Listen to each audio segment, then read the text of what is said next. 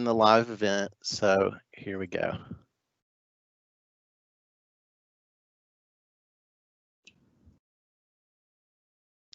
Folks, welcome to the 2020 Title I Part D training, Pathway to Success. I'm Wes Blake. I'm a Title I Part D program consultant here at KDE. We are grateful that you're joining us today, and we appreciate you being here with us. I want to walk you through our agenda. I'm going to be talking briefly for 5 minutes first. Next, we have Dr. Judy Vanderhaar with session 1. She is going to talk about mindfulness and trauma. We'll have a 10-minute break for you from 9:50 to 10 o'clock. Then we'll begin session 2. Thelma Hawkins is going to walk us through budgeting and finance. And then we'll have a 15-minute break from 10:45 to 11. Our third session is going to be led by Sylvia Starkey, and that will be from 11 to 11:45. And then lastly, we'll have Monica Shack, our other Title I Part D program consultant, with a Q&A at the end. You've probably seen this a couple times through email, but here's our 3-session descriptions, and I won't go through that. You've probably had a chance to look at that already. I do want to introduce our presenters here. So we're going to start off our first session is going to be led by Dr. Judy Vanderhaar. So Dr. Judy Vanderhaar works as a consultant in the Kentucky Department of Education Division of Student Success, where her work spans dropout prevention, alternative programs, youth mental health first aid, trauma-informed practices, and mindfulness. Judy received her master's degree in sociology with a certificate in Pan-African Studies and her PhD in education from the University of Louisville. Prior to working at KDE, she worked in Jefferson County Public Schools with a focus on school discipline, PBIS, and systemic inequity. Her research centers on racial disproportionality in discipline and trauma, which have been published in various outlets such as Educational Leadership, Review of Research in Education, and Closing the School Discipline Gap. Judy remains committed to bridging the disconnect between policies made in our ivory towers and the realities that exist in the lives of our youth. Judy became a mother at 16 and is now ecstatic to be a grandmother. Next, we have Thelma Hawkins.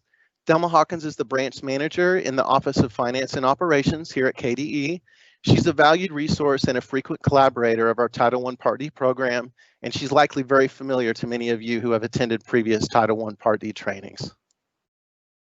And for our third session, we have Sylvia Starkey. Sylvia Starkey is the director of the Division of IDEA, Monitoring and Results, which is housed inside the Office of Special Education and Early Learning. DIMR provides technical assistance around special education compliance and conducts general supervision and monitoring activities for correctional facilities. Previously, Sylvia served as the policy advisor and a formal complaint investigator for the former Division of Learning Services. As a teacher, she taught kindergarten, first grade, and special education in Shelby County. She lives in Louisville, Kentucky with her husband, 2 kids, and a basset hound. And Irma White is going to be helping out with our third session today. And Irma has been a consultant within the Division of IDEA Monitoring and Results for the past 4 years. One of her areas of focus is offering technical assistance to the Kentucky Department of Juvenile Justice through the process of IDEA monitoring and promoting collaboration between districts and facilities. She also provides technical assistance to parents, schools, and districts on state and federal regulations. So folks, this is a general view of what you're seeing. Right now you're seeing, instead of a big picture of me, you're seeing this PowerPoint slide.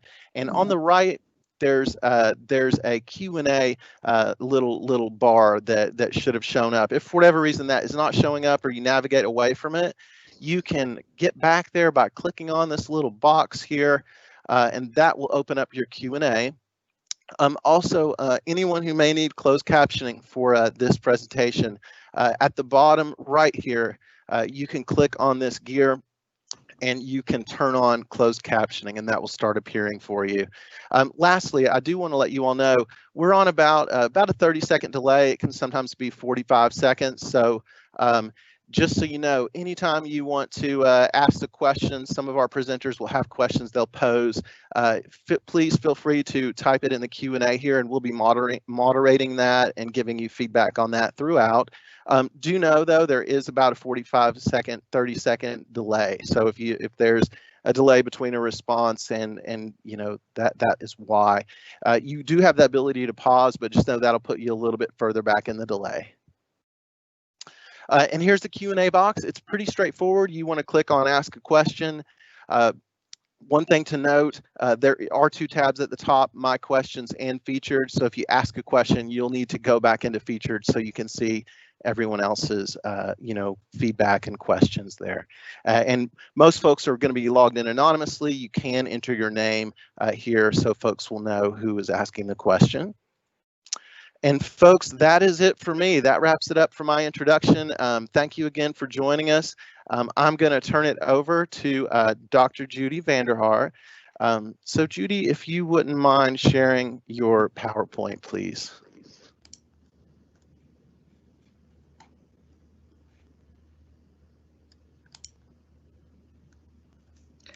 Okay, I just want to make sure you can see it.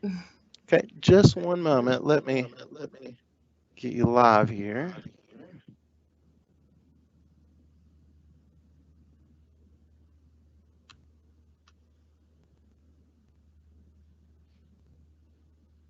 Okay, Dr. Vanderhaar, you are live. All right, thank you. I'm really honored to be able to talk with you all, or really share with you all today about this topic that I feel is really important. And I know that you all have various range of experiences with both of these topics as well. So just a note of, just if anything happens to come up, of course, anytime we're talking about trauma, and a lot of us have our own trauma histories, just, make sure you talk to someone you trust, and please ask questions in the Q&A anytime. So these are some of the subjects that I'll be kind of going into today.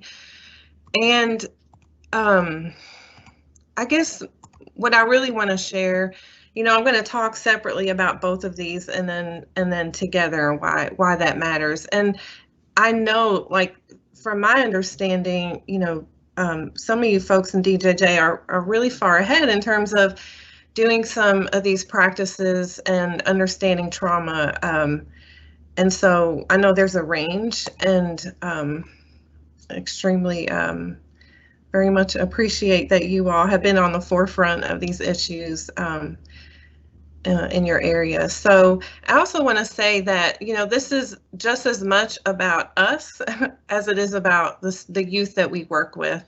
And so, and I'll also just say on a personal note, I'm reminding myself of the things that I'm sharing with you all today myself. And so I do want to make just a note that I tend to present pretty fast.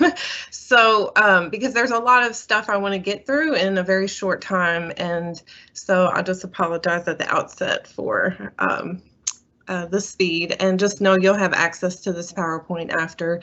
There are a lot of links for you to access and go in more depth. So I guess first, just to do a check-in for the group, if you don't mind writing in the Q&A box 1 to 3 words that describe how you're feeling from this chart here. And Monica's going to, unfortunately, I am not able to see the chart, but Monica, she'll be able to report back a little bit. Yes, Judy, and I have published it in the Q&A. So as soon as the responses come in, I will share the responses with you. Okay. And as people are putting the responses in, I just want to say that if you notice, there's nothing here that says bad feeling, and I think that's one of the things that we can work on in terms of changing our language, because basically, you see, this is a matrix of, yes, there are very unpleasant feelings to very pleasant feelings. And also there's a range in terms of the energy. So very unpleasant, high energy is enraged, and very unpleasant, low energy is despairing. And on the other side, you have high pleasant, high energy is ecstatic, and you see the opposite on the bottom right. So, and there's all of these things in between.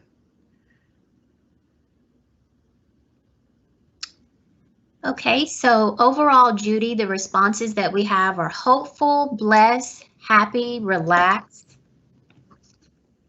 Okay, love it. That's awesome. Yeah, so that's wonderful. So Stressed. you'll see, oh, stressed. Uh-huh. Ready, calm, optimistic.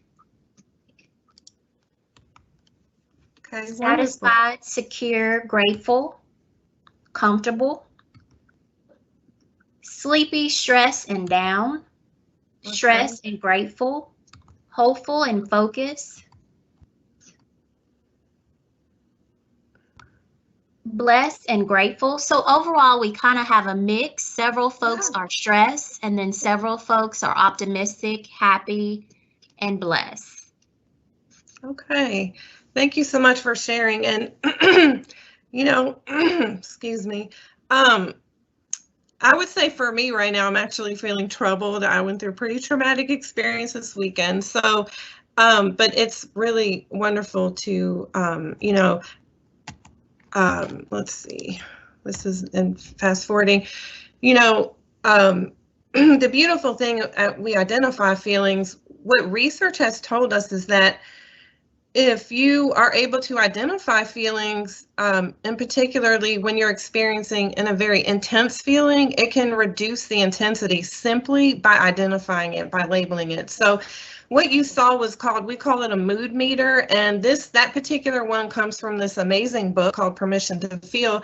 But there are also programs called zones of regulation. There's so you can find various types of mood meters. And a lot of teachers have this in their classroom. So, and it's a very simple practice you can use with young people to really increase their just awareness, their emotional literacy, and it really also helps with connection. And you're not going to go into a really, high stakes like teaching lesson if everybody's or the majority of kiddos are at a certain, say the bottom left, right, of that mood meter. So a very simple practice. So I'm going to go into the topic of trauma, and just again, I know there's experts, right, that I'm talking to. So I'm, for some of you all, some of this will be a refresher, but I think, hopefully you all walk away with something, a golden nugget.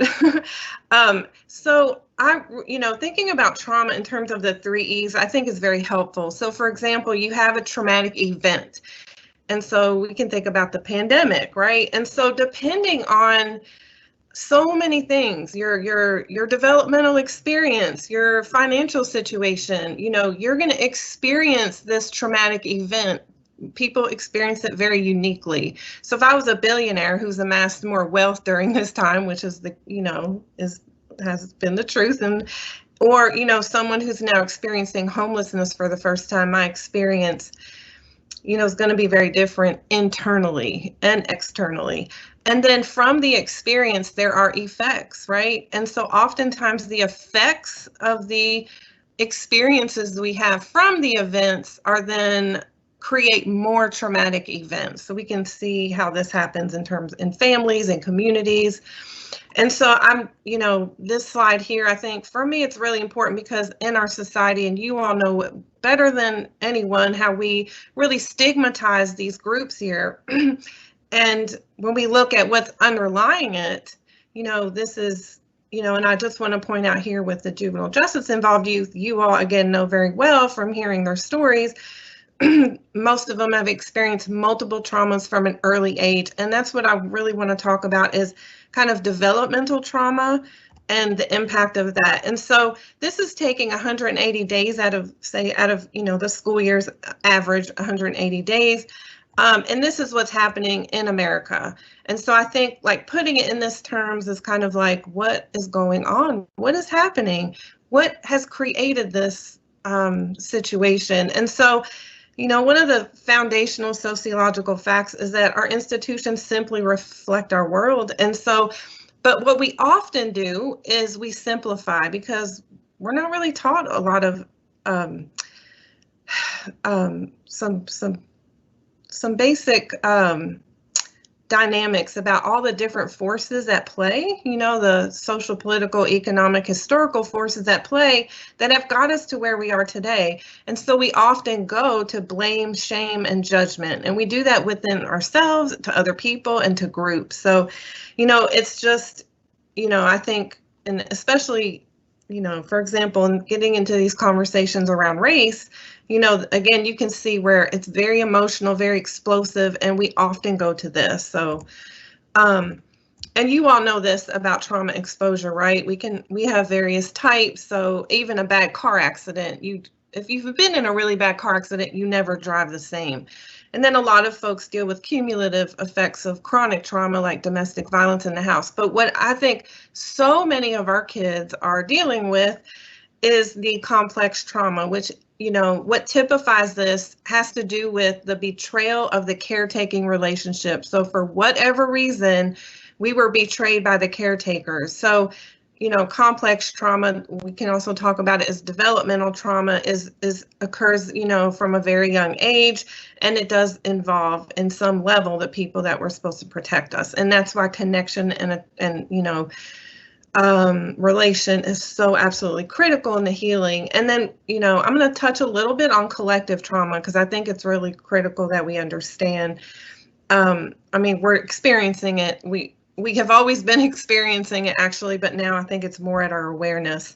And we also have these other forms of trauma, racial trauma, which is definitely in the collective level of awareness now.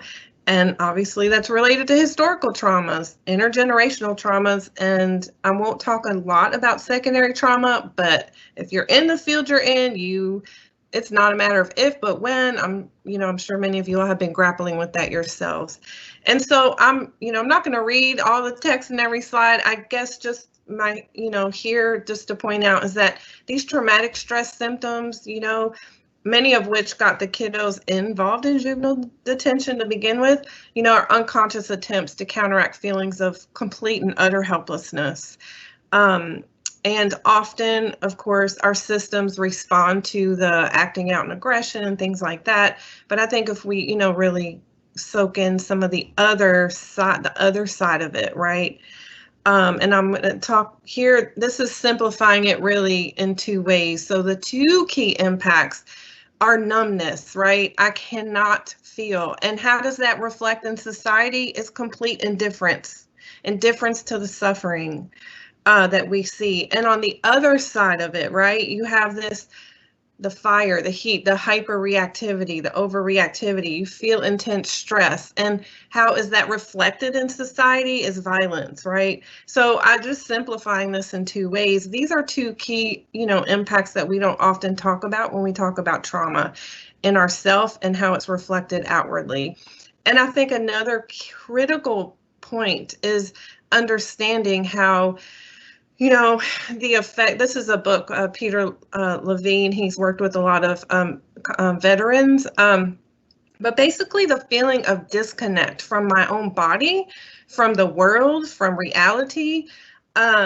And we label these with all these mental health diagnoses, but, I think understanding, what I like to do is really synthesize from other fields that we're not necessarily, especially in the field of education, we're not necessarily incorporating what we've learned from neuroscience or physics or sociology into our field. And I think it's past time that we do that.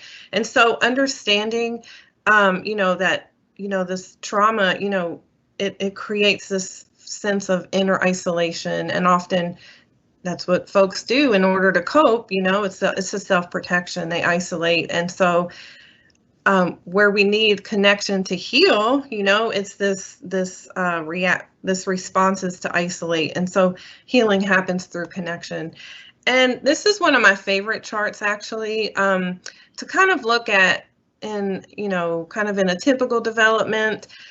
These are some of the worldviews. And of course, we know that trauma impacts every, the cognitive, physical, emotional, all of the different, but it really thinking about the worldview is that I'm not safe, I'm not worthy, and I'm not cared for. So in typical development, these are what in utopia, right? These are the things that this is the worldview that we would actually be functioning with. But as you see, And I know you all work with people, right? That no matter what, they have to have personal control. They have to have control, or, people that never feel worthy enough. And, I can tell you with mine, even though, wow, my bio, I'm really a person always often on the struggle bus. I still struggle with, with all the markers of societal success. I still personally struggle with feelings of worthiness and also safety, right? So often feeling like people are not safe. And so, just understanding these developmental wounds. And so if you all have done any trauma-informed work, and I know a lot of you have done a tremendous amount, to me, this is the key takeaway. And I honestly use it almost every single day with either people in my family, people that I work with. So instead of asking what's wrong with you or what's wrong with this person as they're inherently sick or bad, that we ask what's happened to them, that you've been injured or impacted in some way that's making you behave this way, right? And then what's strong with you? And I think we have to always go back to everyone has strengths. Everyone has a tremendous amount of strengths, resiliency, and really just, lighting that up, bringing that to that awareness really can help shift the questions. And so I'm not going to spend any time on this, but this is a really amazing chart you can download. That, you have kiddos and the adults to identify and celebrate the strengths, right? Because especially, within the area of education, we're always looking at strengths in terms of academic achievement and things like that. And so I think we have to definitely go way beyond that. It's because, do you care if your neighbor is, had a perfect GPA or is an honest person? So okay, so I'm just going to share, for me, I grew up in an extremely abusive, confusing environment. I was born in upstate New York into a cult, and it sounds sensational, but we know a lot of our kids are growing up in these types of environments. And so what helped me so much, and what we have to do for our kids, is normalize this, right? So when I understood that, this is another book looking at the science of trauma in the body, that trauma is stored in our cellular memories. It's stored in our bodies. And so, just share a brief story that, I worked a lot in schools with kids with emotional behavior challenges and was triggered all the time. So I'm finally in a safe cubicle environment, right, in central office. And I'm hearing whispering happen. And so all of a sudden, I start going into this panic attack, hyperventilating, crying, I just complete overwhelm. And I heard somebody say she has issues. And I said, damn right, my issues are in my tissues, because where I grew up, when there was whispering, that meant something really bad was about to happen. You were going to be taken somewhere and something pretty. So the body remembers what the conscious mind forgets, and, can be activated. These memories can be activated all the time. And so I'm going to talk about why this matters when we talk about mindfulness. And, in our society, unfortunately, we hold brain surgeons up at such a high level, and educators and people that work in criminal and juvenile justice, in societal, it's not fair, because actually the work that you all are doing with our young people, you are rewiring their brains. You literally are doing that by supporting their healing through connection and the work that you all do with them every day. And so just, I just wanted to show there is a truth. This brain that they call the abused brain did not have physical sexual abuse. It was more that in a Russian orphanage, this child was not attached to a caregiver. They were not held. They were not appropriately, that attachment to a caregiver. And that impacts the area of emotional regulation. And so, again, I think we have to start thinking about trauma as a living process. And so also one of my, I think an important piece here is, any experience that is so overwhelming, we cannot integrate, we're left with a sense of feeling unsafe, right? So I just think this is an important kind of thing as we talk about mindfulness and how actually these practices can support the integration of these experiences, but it has to be done very carefully and very slowly, especially with folks that have experienced a tremendous amount of developmental trauma. And sorry, I'm just keeping a note on the time. So if you can just for a moment close your eyes, we're going to do a quick thought experiment. And if you can just, close your eyes and just imagine that you are forced to go to a party, right? Parties are supposed to be fun, but in this case, you're forced to go to a party. You walk in and the door's locked behind you. You're not going to leave this party. And the smell that you disdain is in the air. It's smoky, it's smelly. The smell that makes you ill is in the air, all over in the air. The music that you hate is blaring. And everybody in that party is scary, right? You don't feel safe. So my question to you in this thought experiment is, what do you do? What do you do? And so I'm thinking some of you might think, I'm going to hide in a corner. And remember, you can't leave, right? So,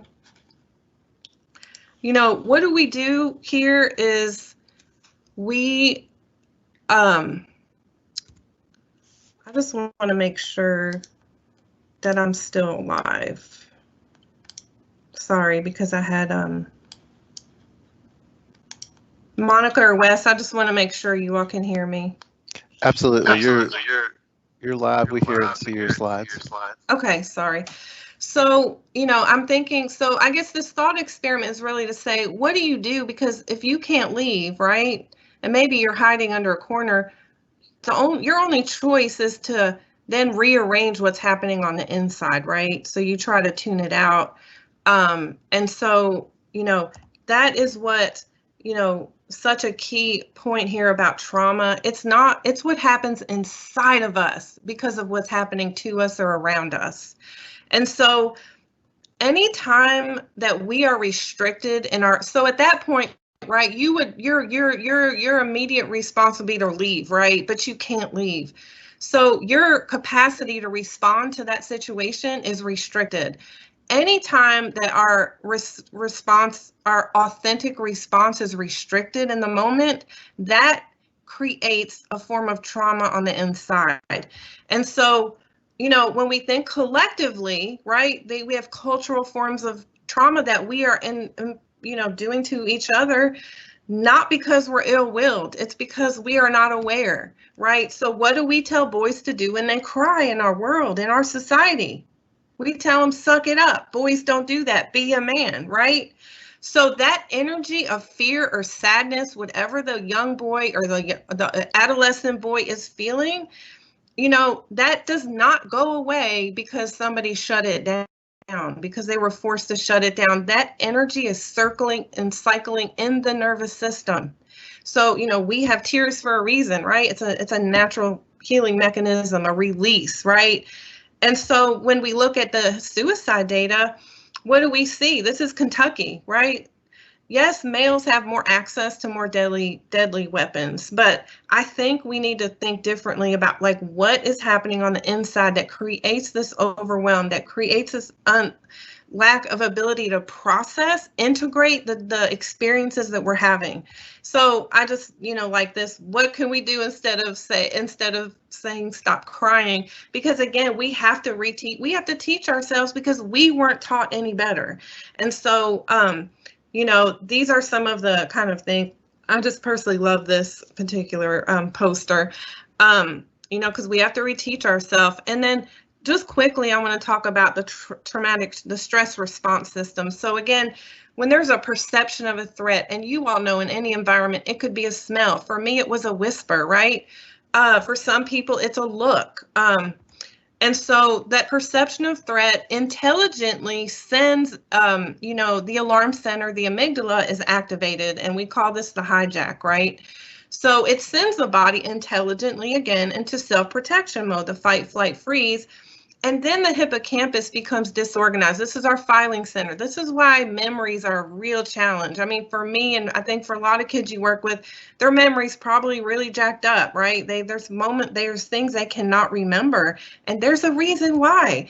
So when this threat response system is activated, that ability to think, to logic, to reason is not online. It literally is not online. So when we ask a kid when they throw something, out of this stress response system, what were you thinking? Their capacity to think is not online. For so many of the kids you all work with, there is no feedback. This alarm is constantly activated.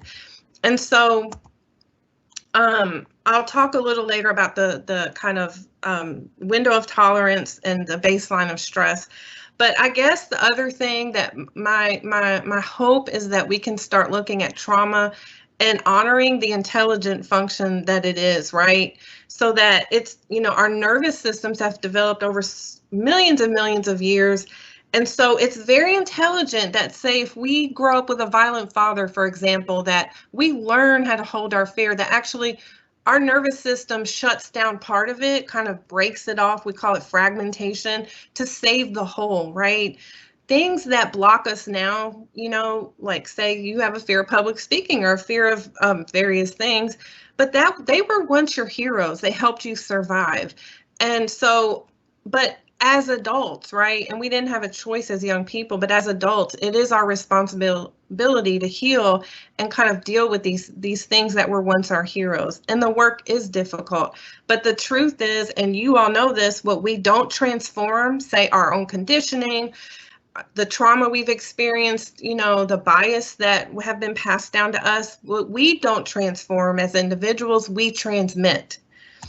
And, what happens when the whole parking lot, and this is just an example of what's going on in the nervous system as it relates to this traumatic stress response system, is that when stressful events occur, and instead of dealing with it, processing it, and, we basically, it goes into our parking lot and our nervous system, right? And what happens when the nervous system, when it's full, when it can't take anymore, when it's completely overwhelmed? And this is why it's so critical, this kind of looking at the baseline of stress. Where is your baseline of stress? Because you've probably done it, and you have other people around you in your life that have done this.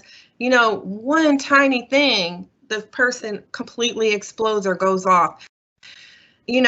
That's why understanding and always kind of monitoring our baseline of stress, if you've experienced a lot of trauma, and in the work you all do, I imagine it is a lot. A lot of us get into these fields because we are wounded healers, for, so say.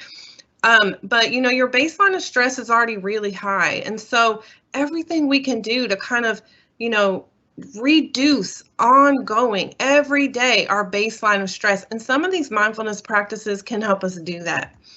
So just another quick thought experiment. If I asked you, what stage collectively are we at as humans? If we look around and, just any given day on the news, social media, or your surroundings, right? What stage collectively are we at? I'm gonna, the typical answer is adolescence, right? If you look again totally at our world. And so my question would be, how are we going to evolve collectively into the adult stage? And of course, I'm saying collectively as an average. We know that we're all over the spectrum, right? Some of us are in elderly stages, some of us are still in, early childhood. And that also goes back to trauma that's not healed.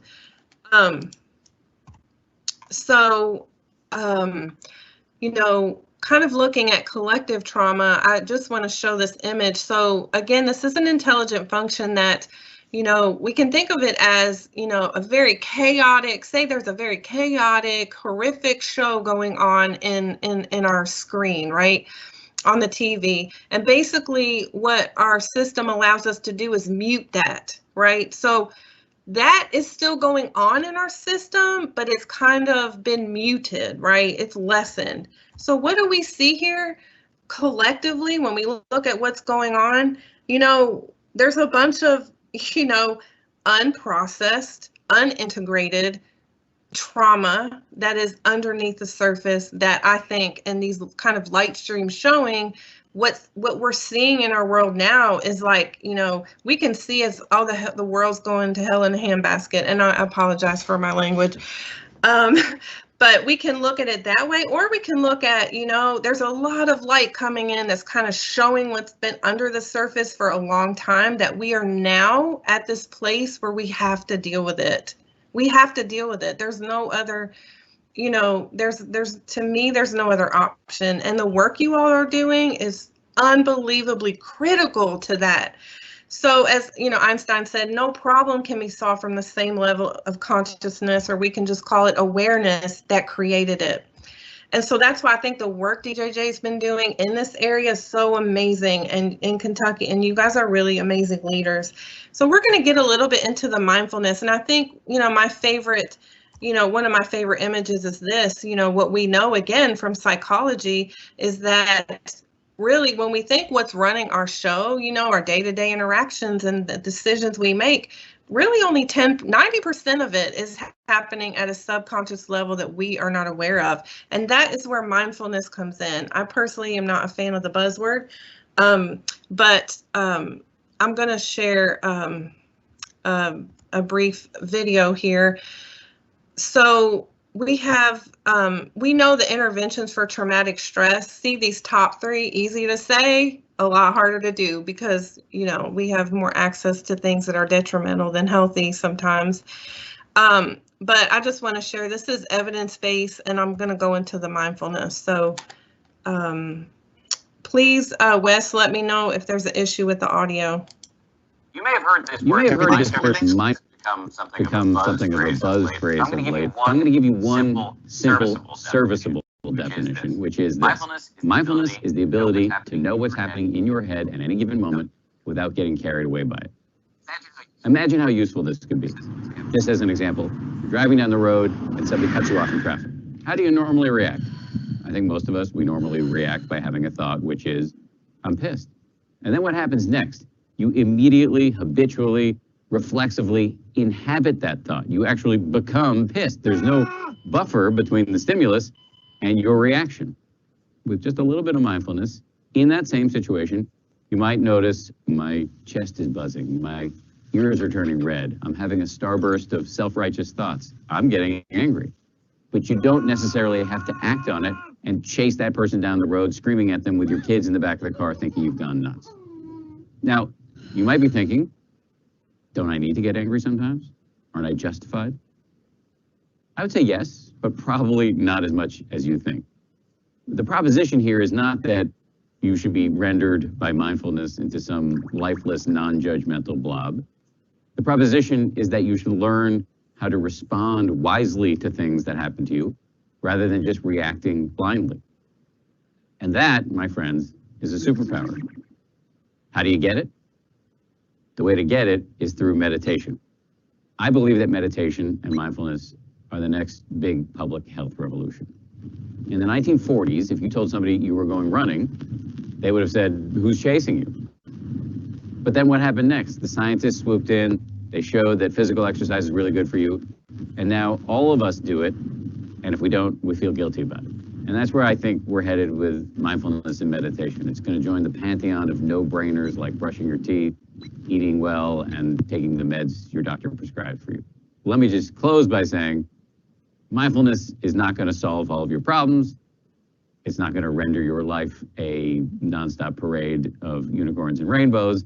Nonetheless, this is a superpower, and one that is accessible by you immediately.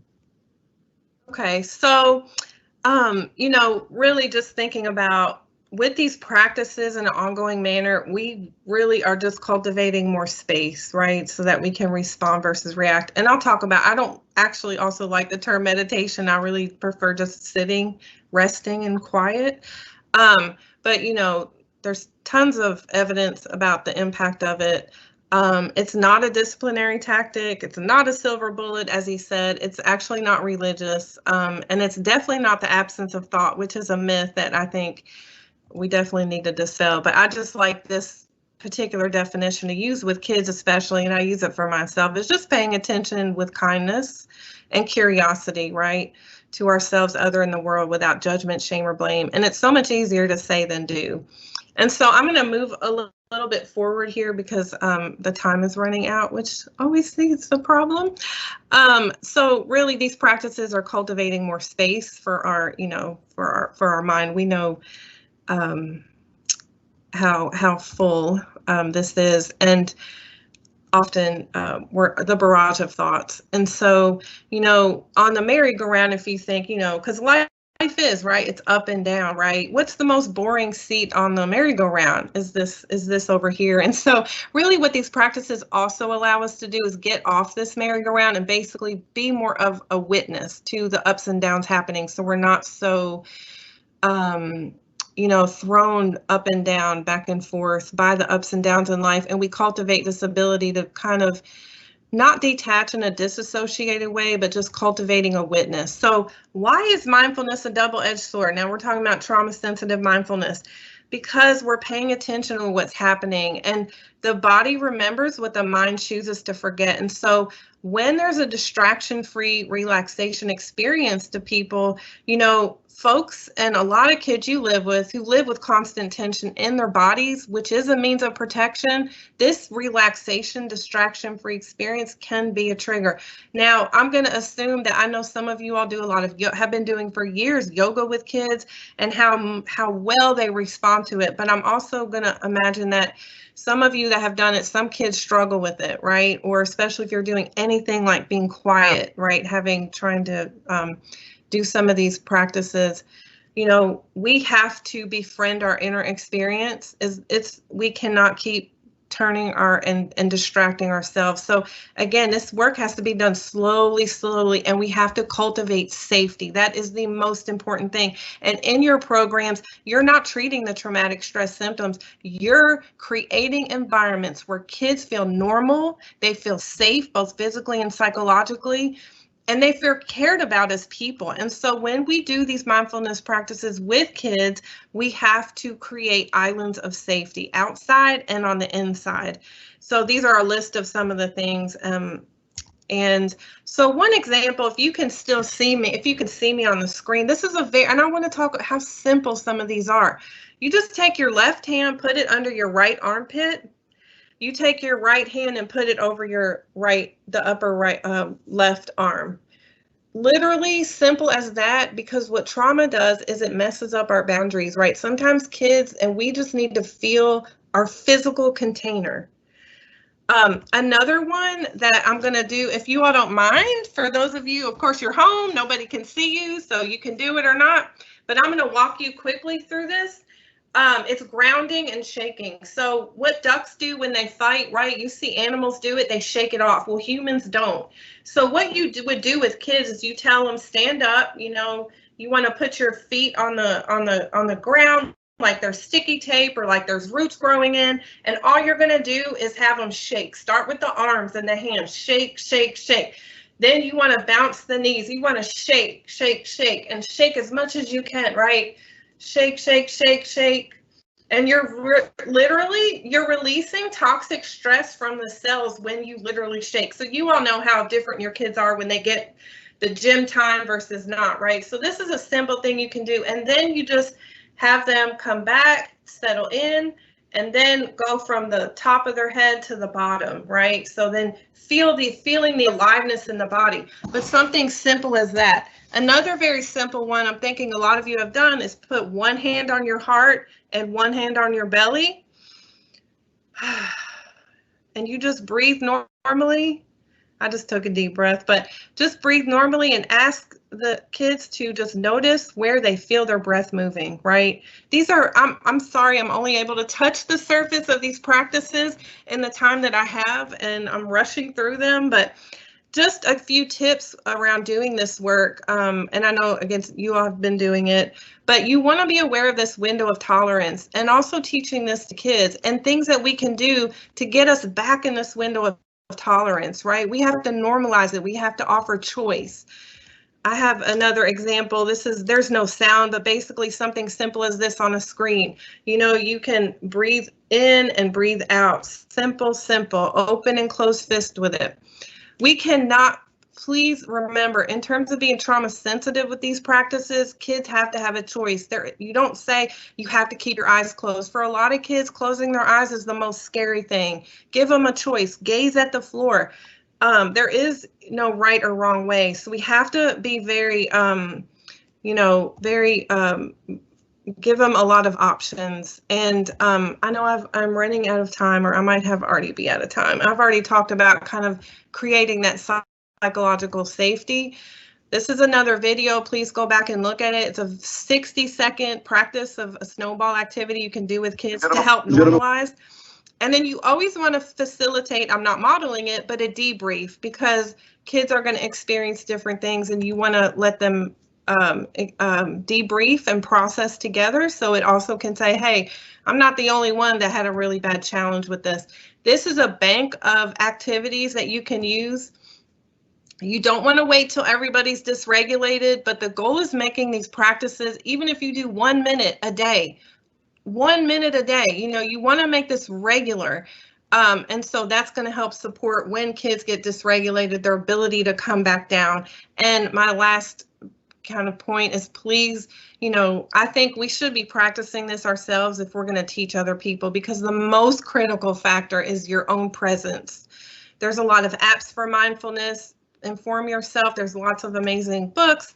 Here is my email. Please reach out. And Monica is going to put in a link to a SurveyMonkey, a very quick SurveyMonkey that I would love to be able to actually go in much more depth on these practices and this topic. There's so much I'm not able to share in this time. So thank you so much for the work you're doing. Rewiring brains, saving lives, helping support healing for the people that really deserve and need it the most. So well, we all deserve it. So Wes, I will send it back to you, and thank you. Thank you, Judy. We appreciate it. Folks, we are going to go ahead and have a 10-minute break here. So we'll be on break until 10 o'clock, and at 10 o'clock we will all join back here, and Thelma will lead us through our session 2. So folks, have a good break. We will see you here back here at 10 o'clock. Thanks.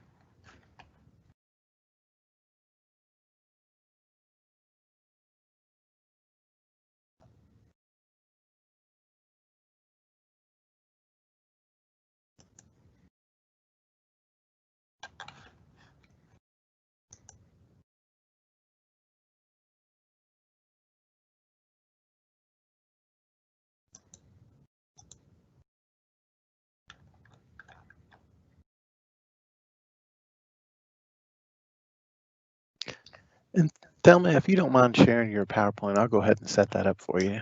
Okay. Thank you.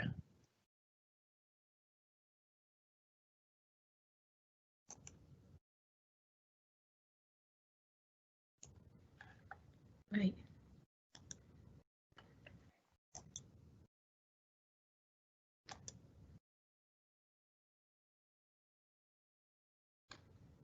Wes, Yes. is it, do you have to unshare? I can. I shouldn't have to. You should override me when you share yours. Okay. Okay, do you see it? Yes, I do. Okay, all right.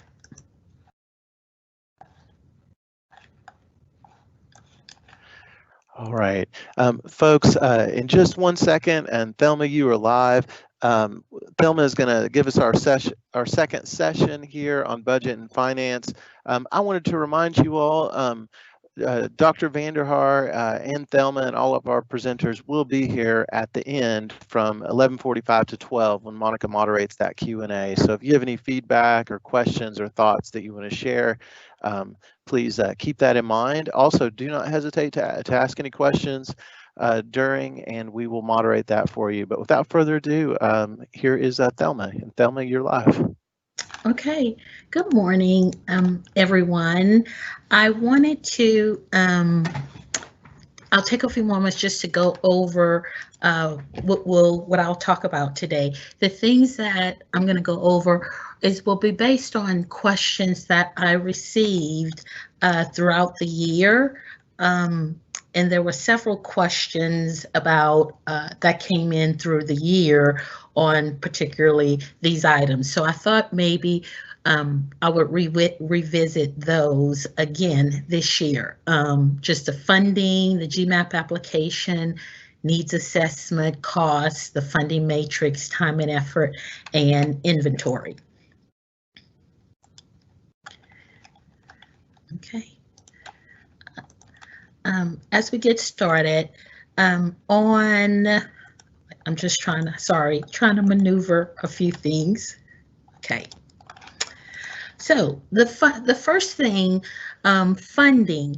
One of the things on the evaluations last year, there were several people that commented they would like a separate session for both for subpart 1 and subpart 2.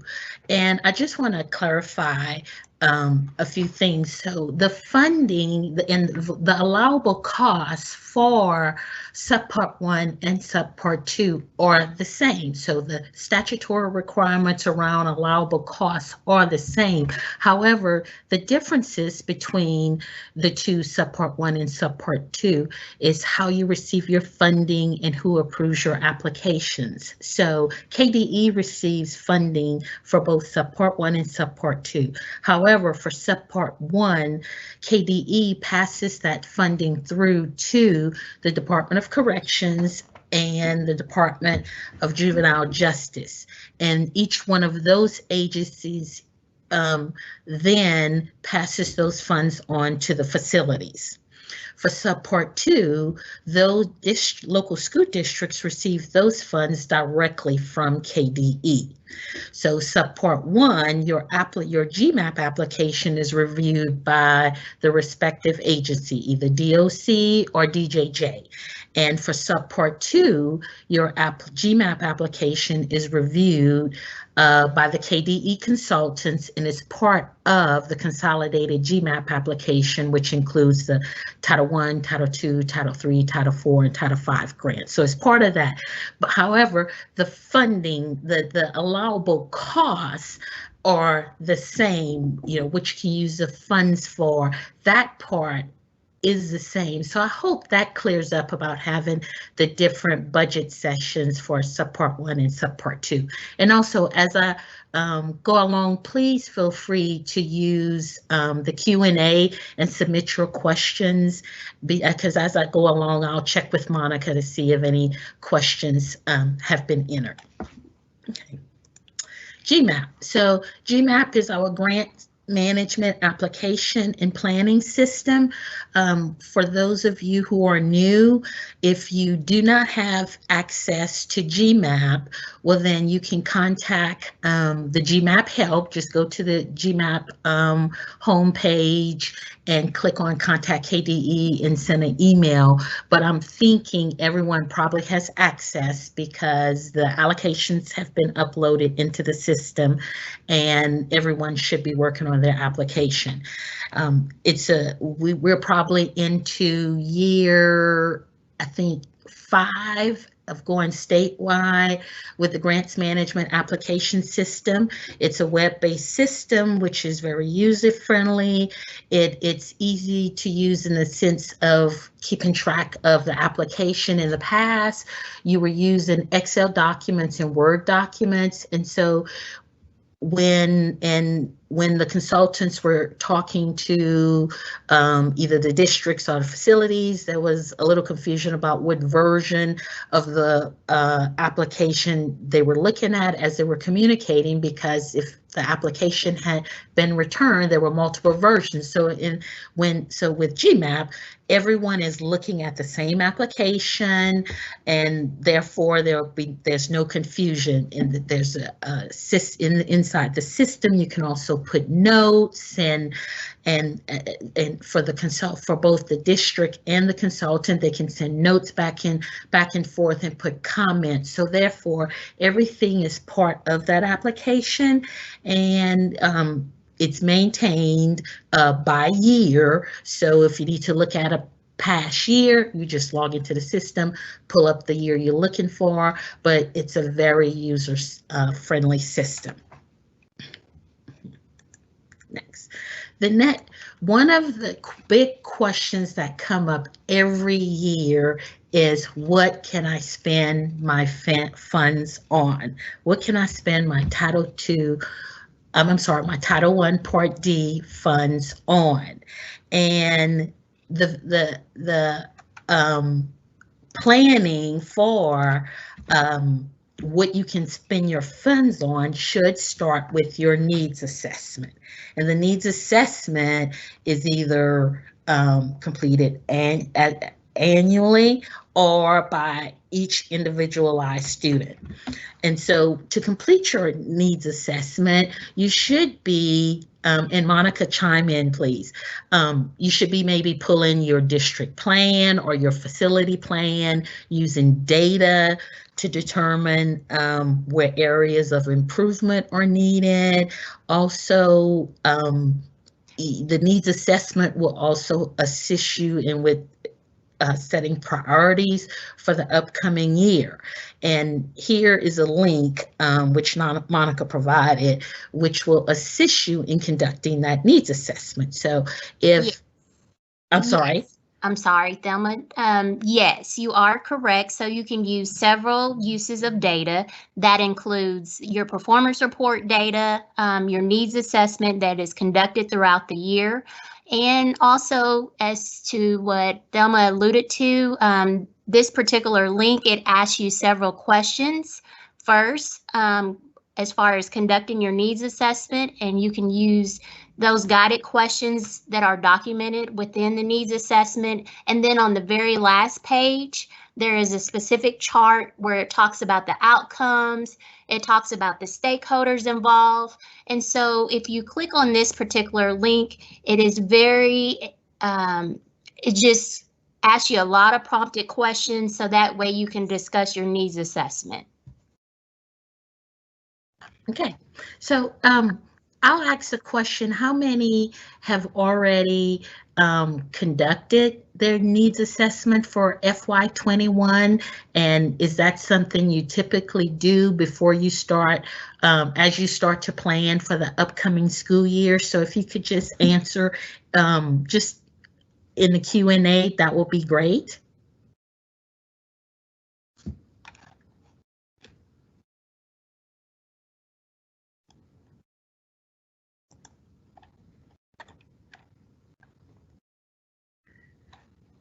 Are there anything coming through, Monica? Not yet, Thelma. I do Okay. not see anything. Oh, I forgot. There's a slight delay. Okay, so Jeremy Cameron has said that the performance report data will be very skewed this year, possibly due to COVID-19.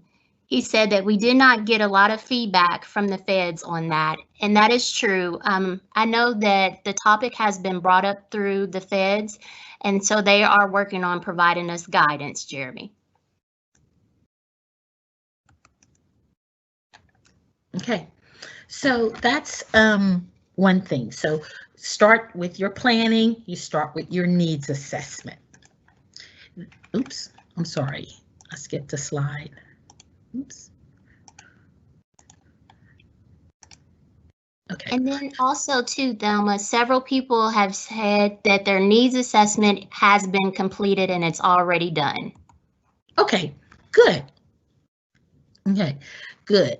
So then so once you develop your needs assessment, you conducted your needs assessment, the next thing you work on is your plan. You work on your GMAP plan. So then as you're working on your GMAP plan and those identified needs, well, you start to determine what your costs are going to be. So all costs associated with federal grants should be reasonable and necessary. Just making sure that those costs are reasonable and necessary to carry out whatever the goals are of the plans of those identified needs, and also allocable. So those whatever activities that you plan for based on your needs assessment and identified needs, so those costs need to tie back to particular activities. And when determining costs, two federal statutes that we adhere to are 2 CFR, and 2 CFR outlines, it's the broad guidance which outlines all of the allowable federal cost and guidance surrounding costs. And then there's the which we call it EDGAR, which is the Education Department General Administrative Regulations, which that is specific to educational costs. And so typically when we receive questions, sometimes we have to go to both guidance documents and say, okay, 2 CFR says this, but then what does it drills down to? What does the education guidance say? And then what does the Title I Part D law may state around particular activities to determine what those costs are. And so also there are also two types of costs: allowable costs and budgeted costs. And this is something that I did have several questions about through the year, and I think it was the outcome of whether it was either KDE or one of the state agencies reviewing the applications, because so an allowable cost is a cost that is allowable and ties to your plan, ties to your identified need. However, a budgeted cost is everything the allowable cost, and you did include it in your budget, because I was getting several calls, and I think from when I gathered, the state agencies and the KDE consultants, it was an activity, but they didn't have it planned, and they were asking, I'm sorry, it was an activity and they didn't have it in their GMAP application, and we're asking them to go back and revise the GMAP application. So just because a cost is allowable doesn't mean that you can spend on it, because if it's not in your plan, if it's not tied to your plan, well, then it's not a budgeted cost. So you need to make sure that any of those costs for any activities tied to your needs assessment is in your budget. Now, I know that things come up, and that may not have been in your initial budget, well, then you would need to submit a budget amendment, and you just need to go into your GMAP application, revise the application, the budget page, and or narrative or set aside sections to include that information for that additional activity. And it's just a simple process. And I did get lots of calls about that, and so I just kind of walk people through it. And I know it was probably a little frustrating because they were saying it was an allowable cost. I said, I understand, and I just walked them through that process of revising an application and making sure they had it budgeted, so that so then that would truly become part of the plan, part of their plan, their GMAP application, and therefore it was truly an allowable and budgeted cost. So just remember to have periodic checks with your GMAP application as things change in your plan. And this year is a perfect example. You had a plan, however, due to COVID-19, plans change. So just try to go back and with your fiscal officer and just have those periodic checks of making sure that your budget aligns with your plan and your spending. Okay, and so this is just another slide. We're saying the same thing because this question comes up all the time. What can my funds be spent on? Okay.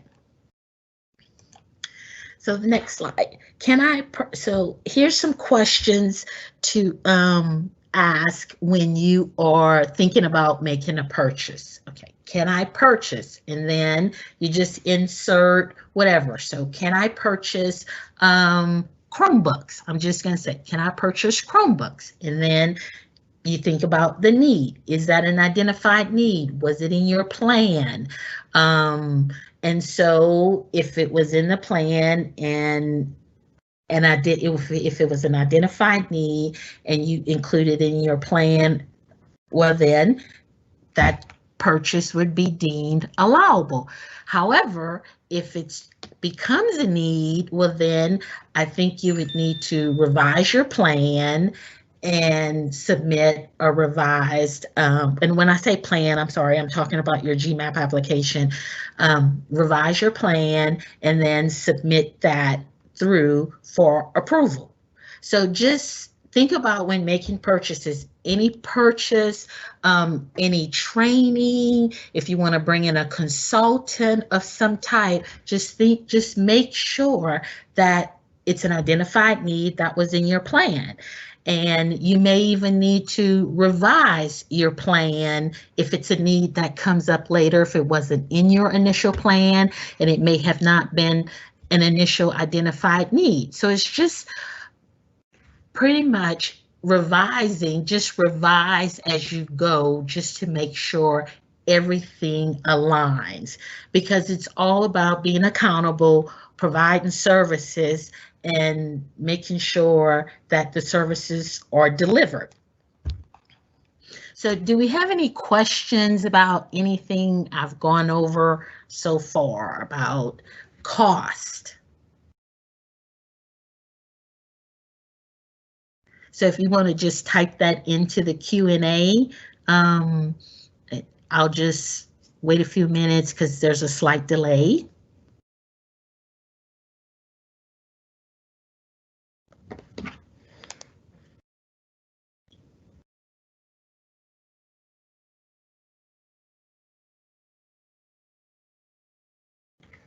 Any questions, Monica?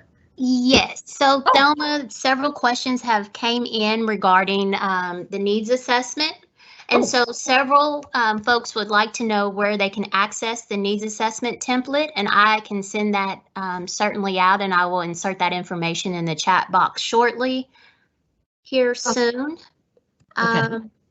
And then also several questions have came up regarding their performance report data. So if you guys can just send me an email or call me directly and we can discuss your performance report data or any additional questions that you might have. Wes and I both can. Okay, So moving right along. So this is just a very short list of what Title II, I'm sorry, I keep saying Title II, what Title I Part D funds may be spent on. And so this will give you an idea of just to, the thought process of what you can spend those funds on. And then for the non-allowable is something that I just, it's pretty much short and simple, and if it's not directly tied to education or transition, well then it's not allowable. And one thing that, another item that comes up usually towards the end of the year is field trips. So field trips, there are multiple types of field trips, but field trips that are purely entertainment are not allowable. There are instructional field trips. For instance, if you go to the Louisville Science Center or to a museum or something of that sort, we used to get questions about going to, not with this program, but going to Kings Island, because apparently Kings Island has some kind of STEM center, and they want to know, could they use funds? So my question is, what time, how long are you going to be there? And it's like, oh, we'll get there about 10, be there until maybe 8 that night. Okay, so what % of your time will be spent at this STEM center? And so, they would say, oh, about a couple hours. So I think they had the answer to the question that that's not allowable, because you're not going to take 50, 60 students and spend at least 7 hours in this STEM center at amusement park. So you just need to be mindful regarding field trips. They need to be instructional in nature, but these are just a short list of examples that the consultants came up with regarding allowable uses of funds. But then once again, you think about what you put in your plan that you need to carry out those activities. Maybe a consultant, maybe additional training for staff, it may be assessments or something of that sort. So just think about what is it that you need when you're creating, after you've conducted your needs assessment, you have your plan. Look at each activity. What do I need to carry out these activities? And so once you determine what those needs are, what those activities are, and you have that in your budget, you need to make sure they're allowable, which brings us to the funding matrix. The funding matrix it's posted on the website, and I have the link there. And so the funding matrix is our spreadsheet, which provides the allowable and unallowable expenditures for all grants. So you would just look at that activity. If you need an educational consultant or you want to bring in a workshop consultant, you look at the funding matrix, and there's a munis code, and it should say yes or no, and that would tell you if whether or not that that particular coding for that activity is allowable. Now, if you're with a local school district, 99.9% of the time, your district finance officer can help you with that coding. Now, for subpart 1, you do not use Munis. So Munis is the software that the local school districts use. However, with the state facilities, you can, even with the eMARS accounting system, you can still use the funding matrix to code things of how you, just to at least look at the funding matrix to determine, is it allowable? Is this kind of supply allowable? Is technology, software, hardware, is that allowable? You still need to look at the funding matrix to determine whether or not that expenditure is allowable. We don't expect you to code it use those Munis object codes because state facilities do not have access to Munis. You use the statewide accounting system, EMARS. And the funding matrix is updated annually, and we do keep 2 years. So we have the current year, FY21 is already up there, and we keep the previous year funding matrix. On a rare occasion, there are updates that are made based on what the guidance that has been put out, but it's not often that many codes will be changed, and many codes may change determined on things that happen throughout the year, even through statewide. The consultants may find, oh, districts are they may have had a code that said no, but then they find out districts are requesting to use that code for a particular purpose, and they may say yes, but you contact KDE for approval. So the funding matrix up there. There's also we also have a code of the descriptions of the funding matrix that is for each one of those codes. There's a document that's available that provides a description and a little bit more detail. That's also available, and that's all posted on our KDE website. Okay, and so to recap, needs assessment, plan, and cost.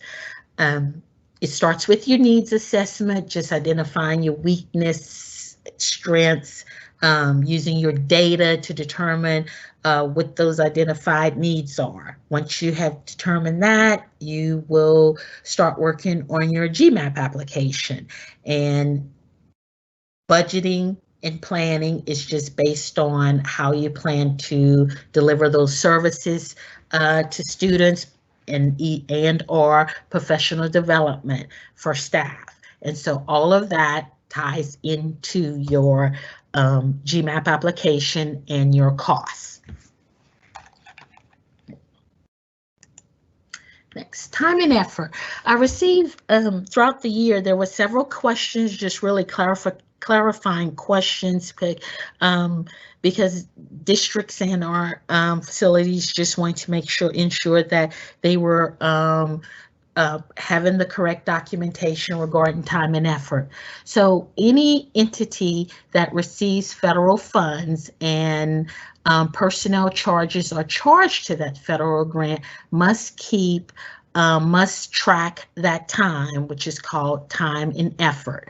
So whether you are full-time, 1 FTE, 0.25, 0.50, whatever percent of time you spend working on a federal grant and your salary is charged to that federal grant, you should be keeping your time and effort. And so there are two types of time and effort that must be kept. So if an employee is 100% paid, you only need to submit time and effort twice a year, every 6 months. And it's just a simple form of just saying, you know, X amount, like the employee has the employee's name, and saying that you verify that you've worked X amount of time on this grant from this time period, from January 1st, 2020 through June 30th, 2020, and it has to be signed by the employee and the supervisor, and it's just maintained. Usually the supervisor maintains that, but both the employee and supervisor should keep a copy for auditing and monitoring purposes. And so if an employee is paid less than 100%, they should be completing a monthly time and effort certification. And so as your documentation for the monthly, in the past, the feds have said if you keep a very detailed calendar of what you do, you can use that as your personnel activity report. However, if you're in a local school district, I think most districts typically use the form that Title I has. So you can follow up with your HR office or your finance officer, because they know what that looks like, and you should already have a process in place. Just working with school districts on other grants, this is already in place. And for years, some districts thought this time and effort, they were only keeping time and effort for Title I, and it was like, no, it's for every federal grant, whether that you receive those federal funds from KDE, another state agency, or you receive them directly from a federal agency. You must keep time and effort. So, Monica, a question for the chat is, has everyone, for those that charge salaries to Title I Part D, have they been keeping up with their time and effort over the past year? It appears that they have been, based on the clarifying questions that I had received from both finance officers, because some was like, oh, they didn't realize they needed to keep it for Title I Part D. So it appears as though they may, but if you want to just put that question in the chat box, just see what kind of responses we get. Okay, I definitely will, Thelma.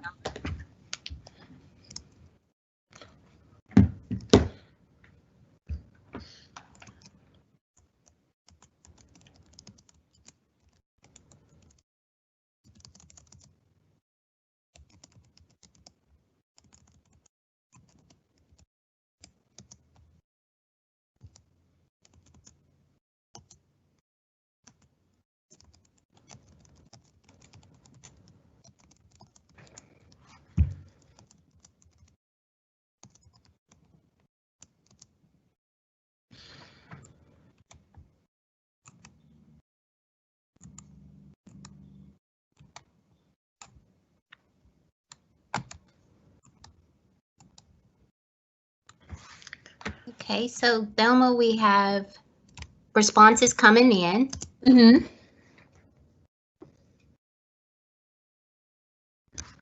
And so Lake said at Blackburn, they do keep documentation. And he says, he just says at Blackburn, they do keep documentation. So overall, the response is, I can see that they are completing time and effort logs. Okay, good. Okay, so yes, and even with the facilities, I know that state agencies, each HR office has their own process, but as long as you have that process in place and you're keeping that for monitoring purposes. So, okay, that's good. And also, too, Thelma, several folks have mentioned that they do not use Title I Part D funds for personnel. Oh, okay, so that makes it simple. Yeah, that makes it simple. Okay, great. Okay. So inventory. This is something, another topic that I received lots of questions about last year. So whether you are in a district or with one of the state agencies, I know each particular entity has a process for inventory. And so, but a federal requirement is that you should be keeping a log of any equipment purchases with federal funds. This does not include consumables. So you want to make sure that, any materials, they have never put a dollar amount, but we usually say any single purchase of 500 or more would be good to put on your inventory log. And so whatever your district or facility protocol is for inventory, it probably has all of the information that's needed. And so this is just additional information about making sure it's tagged properly, and and also in making sure, and some items may require you to purchase insurance, but that's a district decision on insuring certain properties. So you always need to make sure you follow your district or your state agency internal control procedures regarding those purchases of equipment and what needs to be and what should be included on that inventory log. And so it should be any materials or items that has a useful life of 1 year, and this says regardless of cost, but still the items need to be tracked. And so, you know, any type of equipment, projectors, cell phones, things like that needs to be tracked. And these are your inventory log should include this should be included on your inventory log. And I'll unshare my screen for a minute because I have a sample log that I shared last year, and you can use the same type of log if you don't have one. Oh, okay, can you see the log now? Yes. Okay, so this is a sample inventory log, and I think Monica and Wes may be sending out an email at the end with maybe updated information or additional links to things, but I'll make sure this log is available. But you know, the date of purchase, item, serial number, vendor, location, fund source, particularly, you know, with federal, and if it's an item that was split paid with other sources. So if you only pay 25%, you make sure you put the percent and or amount, just any information, you know, regarding just verifying that it was paid with federal funds and the amount and the percent. So, and then the condition of the property. So this is a sample log, and you can either add to it, but make sure that your log in your district that you're using or your facility has some of this information. I know with KDE, the logs that we use as the state has a lot of this information plus more. So I'm sure the facilities, it has something similar, or they're using something similar. So, but this, I'll make sure this log is available at the end when Monica and Wes send out a link with additional information or documents that have been shared. Okay, and I'll go back to the PowerPoint 1 minute.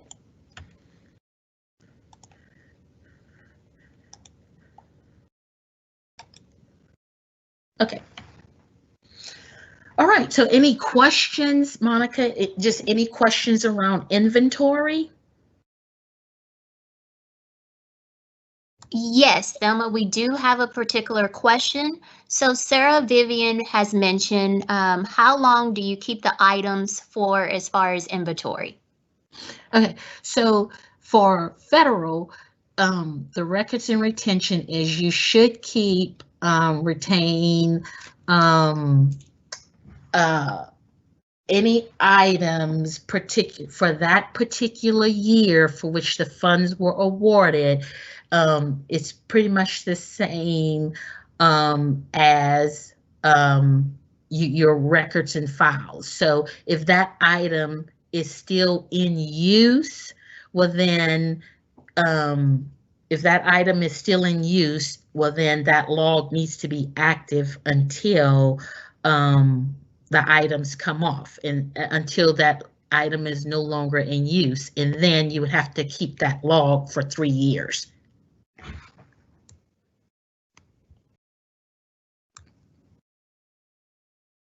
Okay, and also Thelma, we have another question. It says, how do you go about getting rid of things that are off the inventory, and how do you go about disposing items properly? So if you have items if the market value is 5,000 or less, there is no, you have no responsibility to the federal grant if they're 5,000 or less, and you can just dispose of those as whatever your agency or your school district disposition of equipment policy is. However, if you have an item that is 5,000 or more, well then first you cannot, you have to determine what that fair market value is. And then if you sell that item, you cannot sell it for more than a fair market value. If you do, whatever the difference is has to be refunded back to the federal government. And I'll make a note so that we do have guidance on that, and I'll share that with Monica and Wes so that can be part of the documents that go out. Okay. So yeah, so if the magic number is 5,000, so if the fair market value of the item is 5,000 or less, you can dispose of that. You can donate it to another, like some nonprofit or community, or if you can even sell it if it's less than 5,000 and you do not have any responsibility to report that. However, if it's 5,000 or more and you sell it for more than what the fair market value is, if it's 5,000 or more, that difference has to be returned to the federal government.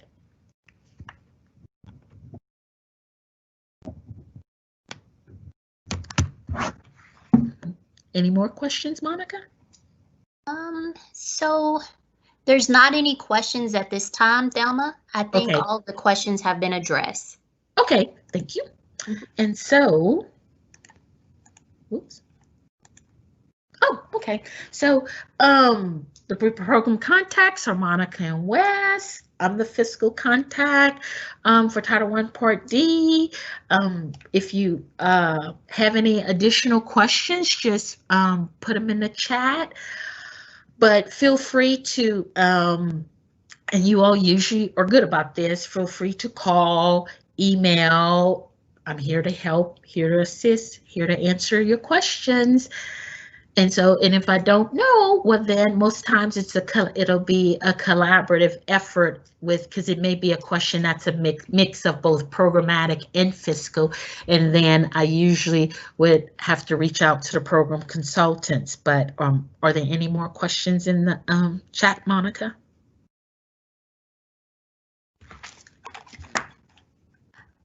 Thelma, not at the moment. There's not any additional questions.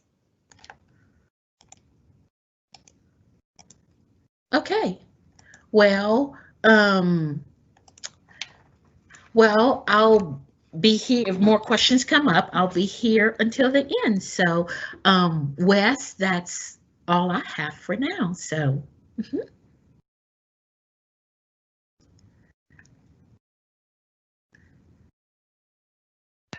Thank you, Thelma, so much. That's important information, and that was very clear. We appreciate you. Oops, that's not the right slide. Let me go back one moment. And folks, we're going to take a break until I'll go ahead and put the time up here for everyone.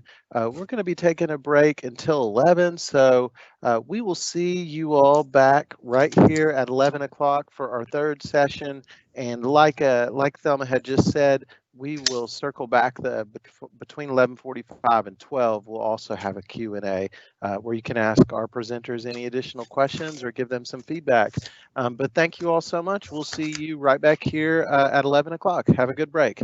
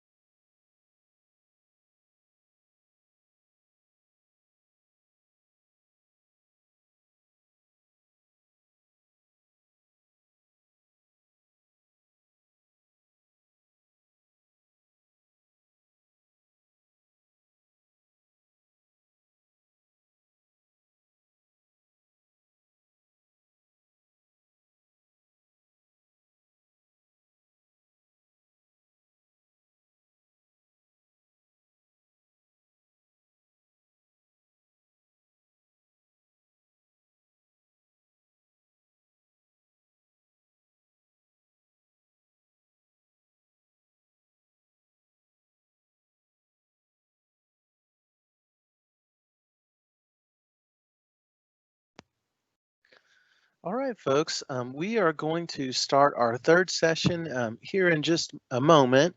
And Sylvia, if you don't mind sharing your PowerPoint, I'll go ahead and share that live for you. And folks, you all, thank you for doing such a great job asking questions and giving us feedback. Please continue to do that. That's really helpful. And we will have, after Sylvia's presentation, we'll have 15 minutes dedicated to that. So without further ado, Sylvia, you are live. Wes, all I'm seeing is people's faces. You're right now in the live view, your video and your PowerPoint is live. Perfect. Okay, just want to make sure. All I was seeing was everybody else's faces, and I was like, I don't know. Okay. So good afternoon. I'm so excited to be here. Thank you guys for inviting me. Special education is just always so excited to come to the table and talk to you guys. So we're really, just happy to be here. So thanks again for having us. Today we're going to talk a little bit about special education basics and the IEP. Like he said, my name is Sylvia Starkey, and I'm the director of the Division of IDEA Monitoring and Results. All kinds of corrections monitorings comes through our division. I also have with me Irma White. She's really our corrections expert, and so she will help us if there's any questions that I can't answer. She is a really great resource for you guys and a person you can contact after this event as well to talk about anything that you've got going on. So why is it not clicking? There it goes. Today, while we're going through this presentation, we're going to do something a little bit different than you guys have been doing so far. If you look on your screen, there is a QR code, and you'll see that you can scan that from either your cell phone or your iPad, or you can also just text sstarkey738 to 37607, and that'll help you to participate in some of the polls that are going to go on while we do these. And so that's also if that doesn't work for you, feel free to just put your information in the Q&A as well, and we'll see it there as well. But we just kind of wanted to try something a little bit new and different, so go for that. The first question that we have is just really for a second, think about how knowledgeable are you about providing special education in a non-traditional environment. So if you've already texted, you can just send the letter A, B, C, or D. If you've already scanned the QR code, or you can put it in the chat, either one. And so you'll see, question A is, I've got this. B says I can do it, but it's a little bit hard sometimes. C is you're still kind of learning a lot about how to provide special education in a non-traditional environment, or you're new at this and there's a lot to learn still.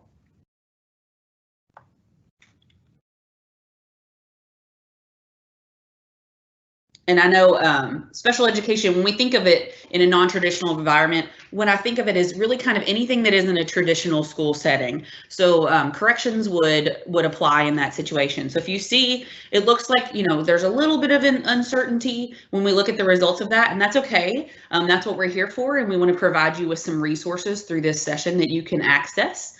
So we're glad to have you today. So when we think about special education and related services, we talk about how special education is specially designed instruction, which we call SDI. If you have ever been around special education, you'll hear that we use terminology all of the time to talk about these. So there's lots of acronyms. So, feel free to slow me down and say, I don't know what that acronym is. But it's provided at no cost to the parent to meet the unique needs of children with disabilities, including instruction in the classroom, in the home, hospitals, institutions, other settings, and it could include things like speech language pathology services, travel training, vocational education. Special education is just really important because the IDEA, which is the Individuals with Disabilities Education Act, says that it's more than important. It's that students' right to receive those services. When you talk about special education, you'll hear us talking about FAPE a lot. FAPE is what's called a free and appropriate education, free appropriate public education. It's available to all children with disabilities who are aged anywhere from 3 to 21 who reside within the district's boundaries and have not received a high school diploma. And that would include any children with disabilities who have been suspended or expelled for more than 2 to 10 days in a school year. FAPE has to be provided to each child with a disability, even though that child didn't fail or they have been retained in a course, or even if they're advancing from grade to grade based on it's always based on their unique needs and not on that child's disability. So everything we talk about when we talk about special education is really based on those individual needs of the kids. It's an individual entitlement law. So you'll see that we talk about individualizing things. We don't make decisions as a whole group for kids. Not every kid in special education should have the same plan. Everybody's plan looks a little bit different, and that's part of what makes it so different. LEAs are not required to provide FAPE to a student who's 18 or older who is placed in an adult correctional facility if in the educational placement prior to the placement in the correctional facility, the student was not identified as a child with a disability and did not have an IEP. So that's something that is really just applicable in your situation that could be helpful.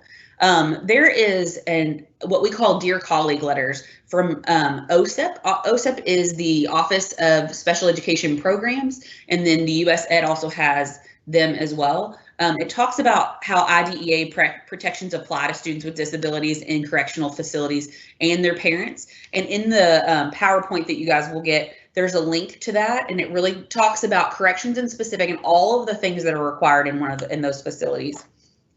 Within the letter, we're going to hit some of the high points. So it talks about how national reports document that approximately 1/3 of students in juvenile correctional facilities were receiving special education services, and it ranged really from about 9% to 78% across all jurisdictions. So you can see that 1/3 is a lot of kids, right? And it's a very transient population. Some of the challenges that you guys may be experiencing with this population include things like overcrowding, frequent transfers. I hear about that one probably more than anything, where kids are really only in a facility for a couple of days before they move somewhere else. Finding qualified staff. Sometimes we hear people talk about there's a lack of collaboration with the LEA. LEA is like a local education authority, so the district. So if you are, sometimes maybe you don't get the kind of communication with a district that you feel like you really need to be able to provide special education services.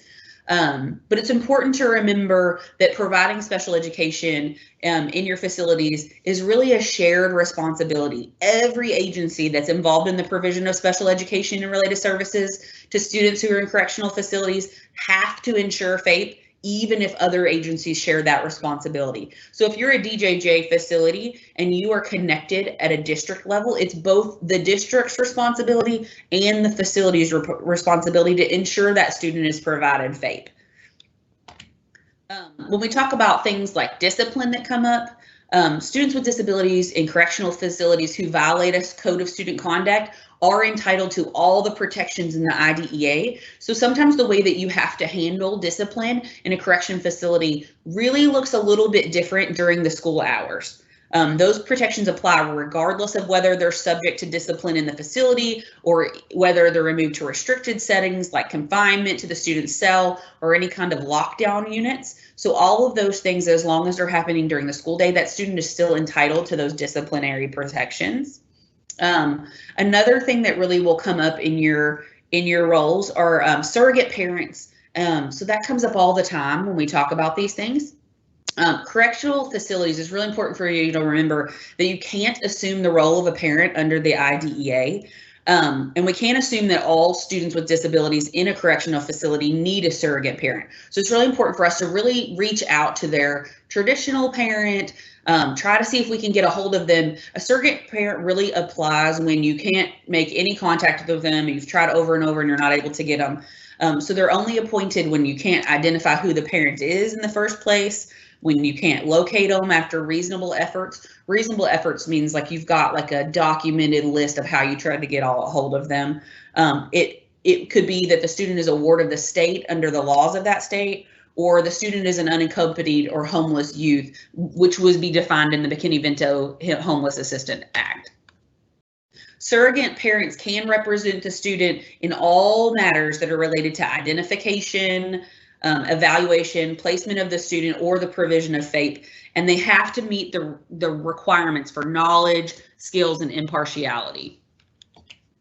So when we talk about who is entitled to special education, we talk about it in terms of what's called Child Find. So Child Find really just talks about finding kids within your jurisdiction that maybe should have been provided FAPE, kids who may be kids with a disability. So it's anybody age 3 to 21 who resides in a facility within the district's geographical boundaries, including kids who are wards of state or in state custody, including kids that advance from grade to grade, either in school or out of school. Basically, you're looking for any kid who may need special education or related services.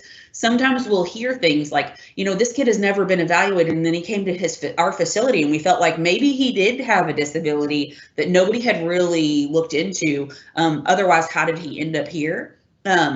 And so those are the things you're going to want to look for while you're at your facility. Are there any children that you think maybe need to be evaluated, and communicate those things with the district? So once kids are identified, they are given what's called an IEP, an individual education program. And so you have to make sure that it's developed and implemented for each child with a disability, which is served by that LEA. They have to have that IEP in effect at the beginning of the school year. And you have to make sure that the IEP is in effect before you provide any special education, specially designed instruction or related services. We'll get into what those are in just a minute. And when you create an IEP, you're supposed to implement it as soon as possible following an ARC meeting. An ARC is an admissions and release committee meeting. And so anytime that those things are updated, then those should be implemented as soon as possible once that meeting's over. The things you'll find within an IEP include things like the student's present levels of performance. We use things like evaluation data, state assessments, any kind of local data, any kind of teacher observations to really figure out where does that kid, where is their level of performance right now? What does it look like? You can also use progress monitoring to help you determine present levels of performance. Then we talk about consideration of special factors. So special factors are things like, is the student deaf or hard of hearing? Do they have behavioral problems that we need to take into consideration? Is there any kind of thing that we really need to think about before we get into those things? After that, we get into things like measurable annual goals, which we'll go over, specially designed instruction, which is really the crux of the IDEA when we're providing special education. Specially designed instruction is really how we provide that to kids, and then also supplementary aids and services. Just like we talked about the present levels earlier, it's really just a summary of information and data that documents what the student knows and can currently do. It provides that arc with the baseline of the student's strengths and their needs, and it helps to really provide the foundation on which the IEP is built. When I think of present levels, it should really inform the rest of your IEP. So if you're building one of those, you really want to think about how does what I say his weaknesses are connect to what his goals are, connect to his progress monitoring, and then back to his present levels the next time around. So it really is a full circle. How do each one of these things really inform the next piece? So that present levels really gives us a good picture of where they stand now that we can then build goals and specially designed instruction from. It really provides the foundation from which the IEP is built, and it provides us with the basis for measuring things like annual goals, all of those things to help meet the kids' needs. There really should be, like we said before, a direct relationship between the information in that section and the measurable annual goals, any short-term objectives or benchmarks, and the accommodations in the rest of the IEP. And Sylvia, we did have a comment that came in to the Q&A. And so one particular person asked, with students being so transient and always constantly moving, it is very difficult for them to receive and get the documentation. I totally agree with you. So KDE has really been working with making sure you guys have infinite campus access to help smooth that transition over. And if you're struggling to get records, I'd really suggest that you reach out to either your cooperative director or if it's somebody that maybe a district that they came from prior, to call us and let us know, because sometimes we can help facilitate that transition of documents a little bit quicker. So just reach out if you ever get into that. But I totally agree with you that sometimes that documentation is really difficult to do, and that's one of the biggest challenges that you're going to face. I totally agree.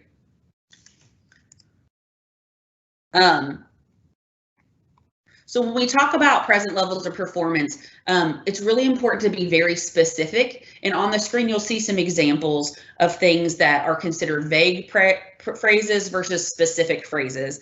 Things like saying he doesn't speak clearly are really hard for someone to understand exactly where they're at. So a better way to say that is that they speak in 1 or 2 word utterances 90% of the time. So if you see the difference between the two types of vague versus specific, what you'll see is numbers, right? We really are looking at data and exactly something that you could track, measure, find. So those are the kind of things that you should be putting into really specific phrases into your present levels of performance.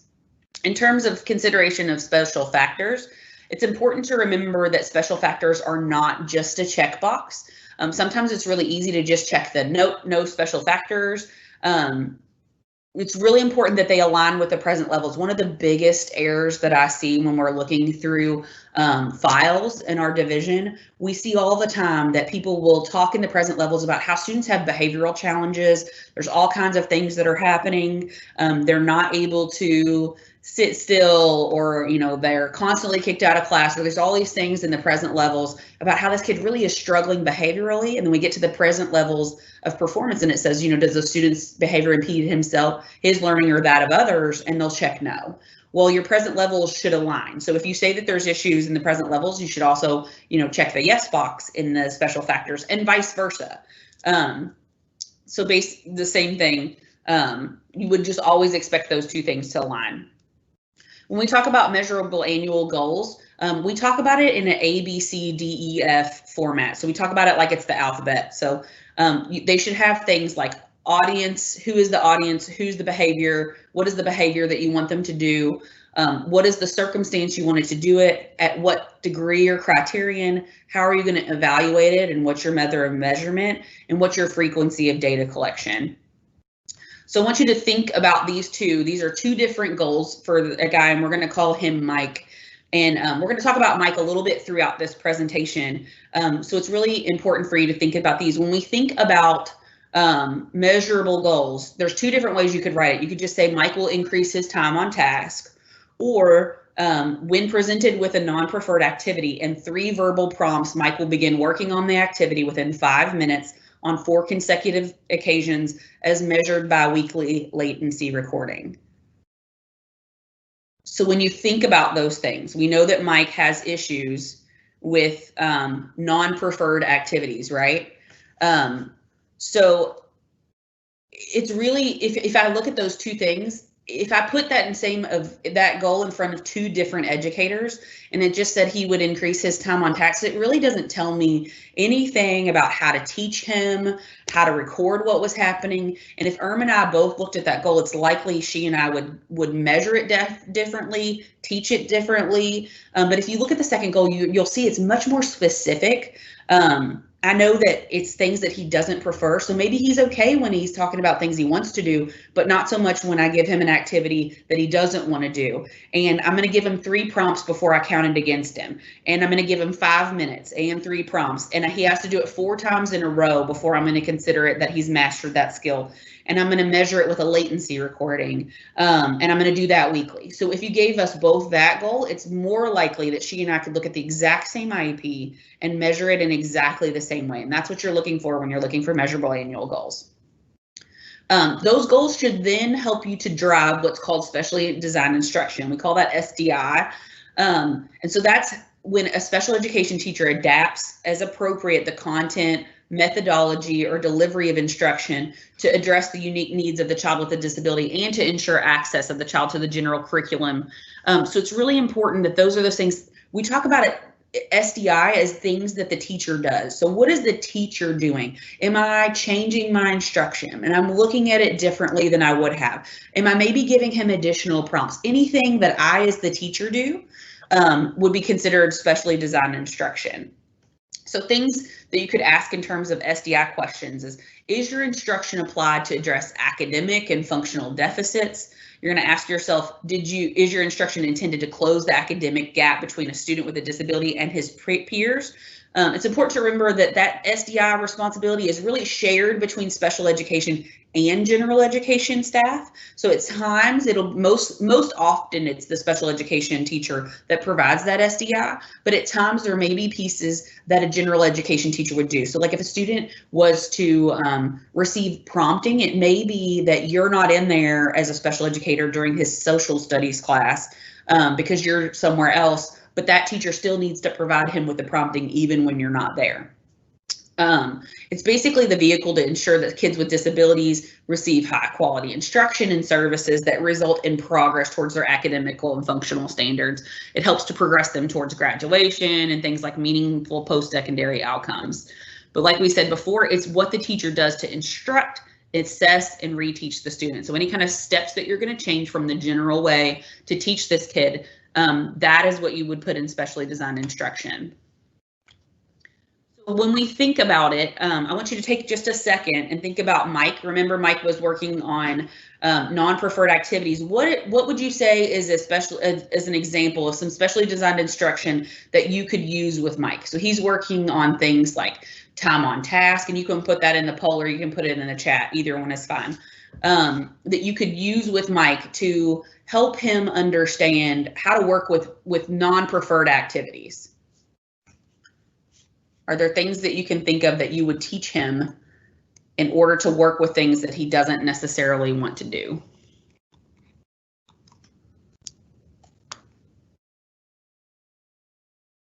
Make sure the poll is active. Sometimes it doesn't. It does. So in the interest of time, I'm just going to keep moving us on because we have a pretty quick turnaround. But some of the things that you could do with Mike is increase his wait time. You could slowly introduce non-preferred activities. Some of the things that we've worked on with kids who don't prefer working on things is sometimes start those choices and get them working on things that they do want to do first. So first we teach them how to do the things they want to do and do those and respond quickly. And then the next thing that we would do is start to slowly move into non-preferred activities. Sometimes we start with just one and see how can we teach those things. We could do things like direct instruction, teaching them how to raise their hand, how to respond quickly. What does it look like when you're doing that? What does it sound like when you're doing that? So those are all possible, and now it's going to get stuck. Oh, there it goes. Things that you could do. Supplementary aids and services are a little bit different. There are things like aids and services, other supports that are provided in regular education classes that give them. It's really different than what the teacher does, but really more about what the student needs. So it kind of shifts from instruction back to anything you're going to give that child. So when you put it simply, it's what the student needs to advance towards IEP goals and make progress in that general curriculum. Some examples of supplementary aids and services include things like graph paper. Seems simple, right? But some kids in math class, I remember I had a student who was a 4th grader who really just struggled with how to place her numbers when she was trying to do addition. And so when we gave her graph paper, it made it much easier because the boxes allowed her to put the numbers exactly on top of each other, exactly how she wanted it. And so it really helped her to make sense of the information. So it was something as easy as providing her with graph paper.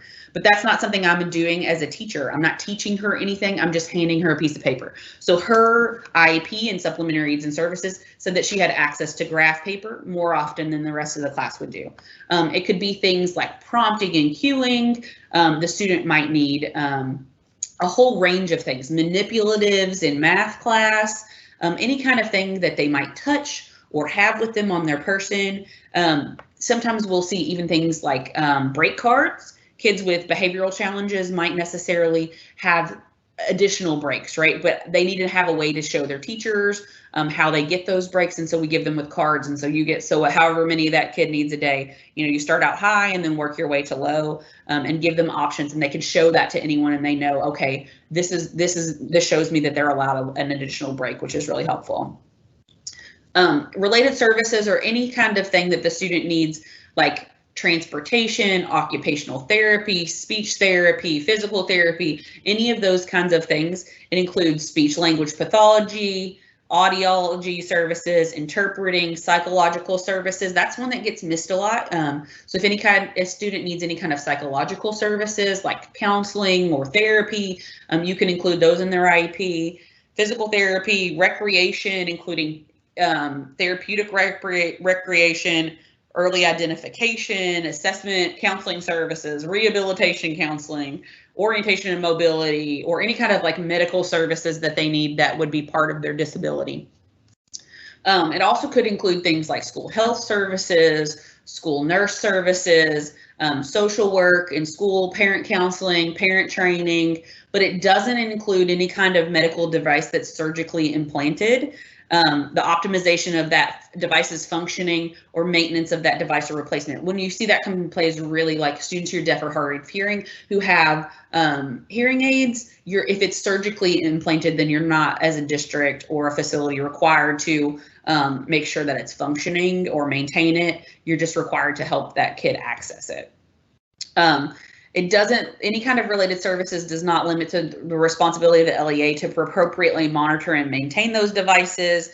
It doesn't prevent the routine checking of the external components, or it doesn't limit the right of them to receive related services. So you just, when you get to those hearing aids, that's when it gets a little tricky. You'll want to look at your regs. I'm going to skip that one. Let's talk a little bit about reentry. So when we think about reentry, juvenile offenders are significantly more likely to experience successful reentry if appropriate programs and supports are in place and discussed with that student prior to their release.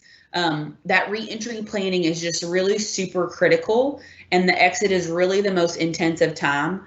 It'll be really important for you guys to prepare an ARC meeting for about 4 to 6 weeks prior to any kind of release or re-entry back into the typical school classroom setting, because that'll allow you to really rework that IEP and put things into place that really worked well for them while they were there, and any kind of supports that they need in order to successfully re-entry back into that community. One of the things, and this is my least favorite part of this, presentation, but it's really important for me to explain that KDE really has an obligation to monitor compliance.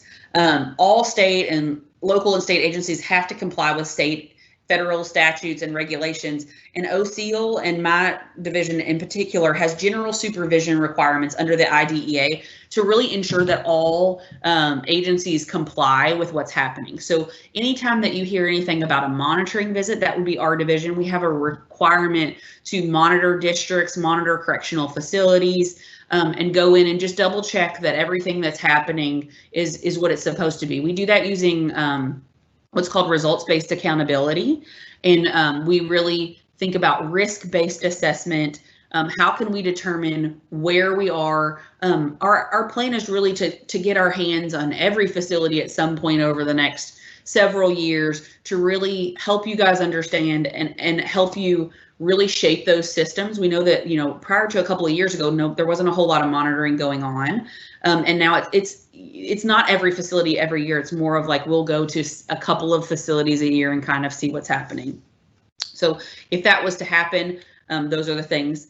Some resources that you can contact are, you can contact our division at any time. We're the Division of IDEA Monitoring and Results. There's also a Division of IDEA Implementation in Preschool. They can really help you talk through what does it look like in an IEP and how do we do those. We can do that as well. If you're concerned about whether or not something is compliant, you can call us and ask us. We have consultants who answer the phone all the time and would be happy to talk you through any kind of situation. I know Irma would love to talk to you if you guys ever had questions, so feel free to reach out to her. That contact number is 502-564-4970, but I also want to go through some special education resources, and I just want you to think about how familiar you are with those resources, because we want to provide you with everything you need in order to implement a successful program within your facility. One of the least really tapped into resources for special education programs is we have 9 special education cooperatives that are located within the state of Kentucky. If you look, you'll see they're all different colors, so you can kind of see where your facility is located and which cooperative you would be part of, but I would really encourage you to reach out to your cooperative anytime you have any kind of need. The cooperatives are really huge experts on differentiation, and they can help you think through any kind of hard situation and how to really differentiate that. You know, I think there was one time that it was like, okay, this kid has brakes, but there's another kid in the next room down that says he has to walk, that if they walk past each other, it's just not going to work out. Like that's going to go, it's going to cause safety issues in our facility. How do we work through that? And so that special education cooperative was really able to help them really think through the specifics of their facility and how they could allow for those breaks in a creative way to be able to help those things do it. They're actually, you know, we consider them to be kind of like the special education differentiation experts. So if you're ever not sure how to differentiate for a kid, they're the people I would consider, you know, I would encourage you to call. Central Kentucky Educational Cooperative, the pink area, actually has a PLC, so a professional learning community for correctional facilities, people who work in correctional facilities. I think one of the things we hear the most is that, you know, like the district provides, you know, training and stuff, but it really isn't that relevant in my situation because the ways they tell me to get about it wouldn't really apply in a correctional facility, or it's not realistic. So Central Kentucky actually has a community of people who work in a correctional facility who get together and talk about those really specific things and are able to answer each other's questions and reach out to each other. And they're actually willing to allow anyone who wanted to participate in that, even if they're not part of their cooperative, to attend. So, you know, I would encourage you to reach out to your own cooperative, tell them that's something that you want, something that you're interested in, that you've heard it's happening in Central Kentucky and you think it would be beneficial in your area as well. And if they're not, you know, if they don't have something like that for you, you know, call Central Kentucky Educational Cooperative because they, I'm sure, would be happy to have you join theirs as well. And maybe you could do that remotely. There's also some special education guidance documents. They're all linked within the PowerPoint as well that can help you really think through how to get all that special education stuff put into the IEP. The IEP guidance document, I remember when I was a teacher, we called it the IEP Guidance Bible, and it really just lays out step by step how to do each thing. It talks you through all of the steps for measurable annual goals. It talks you through what does the present levels look like and what has to be included in it and how do I do that. I carried it with me everywhere I went whenever I was a special education teacher because it really has all the answers to your questions. There's also an SLD guidance document available. So students with specific learning disabilities, if you have a student with that, that's their disability, it's a great place to go and check it and see resources and what's required and how do we evaluate them and how does that happen. There's also what's called the IEP and Lesson Plan Development Handbook. A lot of people call that the schoolhouse document, and the reason they call it the schoolhouse document is because there's a schoolhouse on the front of it. Just a little picture of a schoolhouse. It's a great place if you're not sure about the difference between specially designed instruction and supplementary aids and services. It lists out lots of different things for individual things. So if your student is struggling with math comprehension, and they're struggling with all those things like reading comprehension or, you know, math computation, it will give you suggested things that you could possibly use. It's a great place if you're a beginner IEP writer to go for some options. Remember that it's not a menu. Sometimes people will put like everything that's in there into the document. The idea is just to provide you with like a starting point. You're not going to want to use all of them. So anything you put in there, you would be responsible for providing. And then there's also the compliance record review. The compliance record review is what we use to monitor districts. So when we came in to monitor, those are the things that we would look at in ways to, you know, it'll say things like how it teaches you how to check your documents to make sure they're accurate. We encourage, you know, districts and facilities to really use that document to review their own records so that they know what's happening before we get to it. If you do that regularly with your staff, then you should be able to identify any kind of problem areas before anybody comes to monitor them. So it really helps you to kind of systematically go through records. It's exactly what we use. And the special education cooperatives are also experts in how to get you through those and could help you really facilitate one of those reviews in your area. There's also the State Advisory Council for Exceptional Children. We lovingly refer to them as SACEC, and they have 21 voting members who are appointed by the governor, and the majority of them are either persons with disabilities or parents of children with disabilities who are aged birth to 26. Their membership also includes people from the Department of Corrections and the Department of Juvenile Justice, which has been a really beneficial thing. We have loved having the representatives from both of those places because it really helps for you all's voices to be heard in a larger thing. So when we take any kind of advice or things, anything we want to consider, they have representation on those councils to help us make decisions and provide us with feedback on how things are going. So you could also reach out to them. They have a public forum every time that they meet. And so they meet quarterly and they have a public forum, and you would be able to speak at that public forum if there's anything you're concerned about or you want them to take in consideration that you feel like the state isn't doing. That would be an appropriate place to do that. So the last thing I really just want us to talk about is just what additional supports and technical assistance do you need in order to be able to implement a successful special education program? So, feel free to put that in the chat or in your Q&A as well. Just think about what do you still need from us or from anyone else in order to implement a successful special education program within your facility. How can we help you? We're here to provide you with support, and we want to do anything that we can to help you. So if you can think of anything, make sure to put that either in the Q&A or the chat. I'll be here later if you have, additional questions or, you want to talk to me specifically, then I'm happy to do those. Also, you can contact me or Irma anytime that you have any questions. Our email addresses are on the screen for you. And that's all we've got for this morning. So, thank you so much for having us, and we're so happy to have you here, and we were so thankful to have been invited today. Thank you, Sylvia. Thank you for sharing. Folks, we are going to move right into our Q&A. So I'm going to hand it over to Monica here in just one moment. And Monica, if you would share your video, I will share the slide for you. Okay. And so I don't particularly have a video. It's just that one particular slide, Wes, the closing slide. Okay. Gotcha. No worries. Well, that slide is up, Monica. You're all set. And Sylvia, your video is live. You may want to turn your camera off.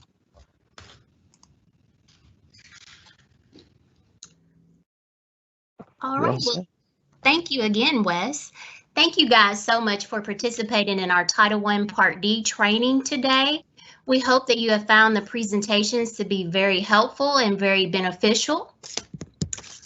Also, your contributions and your suggestions are very valuable to us, and we truly appreciate the time you took out of your busy schedule to attend our first virtual Title I Part D training. And if you would like for us to know about several other discussions or topics that we didn't address, please let us know. And at this time, I am going to turn it over so that way you guys can ask any particular questions for our presenters today. And please make sure to address those specific questions in the Q&A box. And so the first question that I have, and Wes, if you don't mind to prompt this in the Q&A box, how will you implement the information gained from today's presentation into your particular facilities?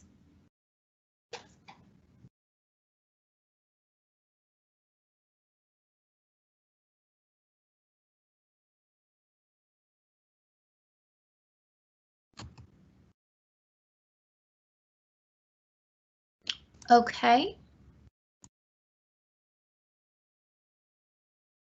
And I do see where several items are coming into the chat box, and thank you guys so much for your responses today.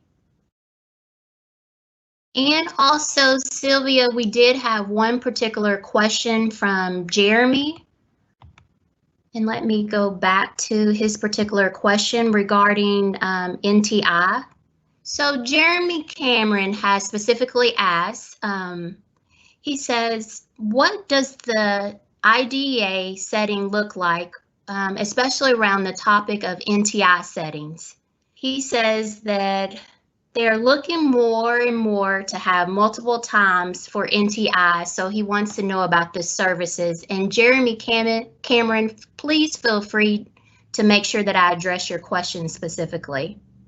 Jeremy, your timing could not be more appropriate than it is. Actually, this afternoon and tomorrow, we will be presenting a reopening guidance document for students with disabilities. And it's really students with disabilities, it includes students with disabilities, preschool and gifted as well. But that document is actually getting released this afternoon. And the first presentation will be for the Superintendent's Advisory Council this afternoon, and then tomorrow the Superintendent's webinar will be available, and we're presenting at that. So I would really encourage you to kind of hang on just a couple more minutes and tune in tomorrow, because we're really going to talk about that. It's from 2 o'clock to 4 o'clock tomorrow, and you can find it on the KDE media portal. So we will be going through all of that tomorrow at that meeting. So I would really encourage you to attend that to get answers to those questions. Okay, thank you so much, Sylvia. And then we also had another particular question that recently came in the Q&A box. Is there a grant available for new computers?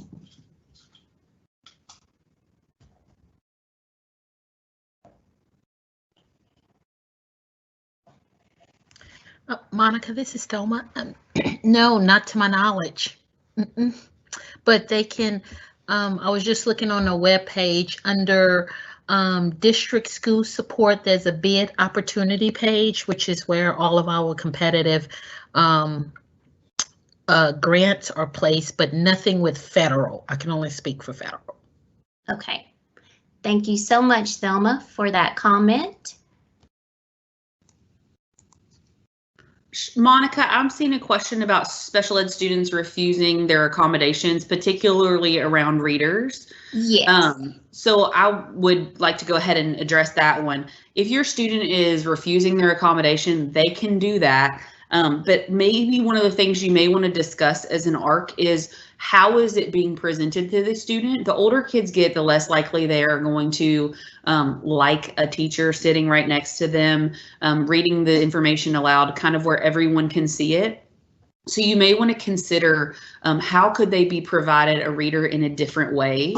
If they accessed a reader maybe through some sort of device, or with headphones on, where it isn't quite so public, is that something that they would be more willing to do?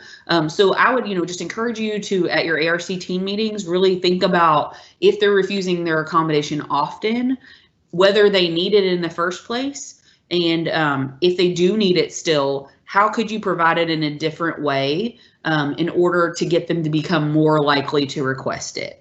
Are there any kind of reward you could put in place whenever they did ask for it during regular instruction? You wouldn't be able to use those during testing to help encourage them. Are there things, are there ways you could provide it in different settings or through technology, or however you can do it that would get them to be more likely to accept that help? Okay, and thank you so much, Sylvia, for that response. I don't particularly see anything else in the Q&A box. So if you have any additional questions that we did not address today, we will definitely make sure to address any specific questions in our next meeting via email or phone calls, or in our Title I Part D newsletters. And again, thank you guys so much for participating and attending today. And Tony will be sending out the Ely credit information, and that will be sent via email. And you should also receive evaluations as well as performance documentation, or any additional questions or follow-up newsletters. All of that information will be sent out. And Monica, thank you so much. Can I interrupt real quick before we leave? Yes.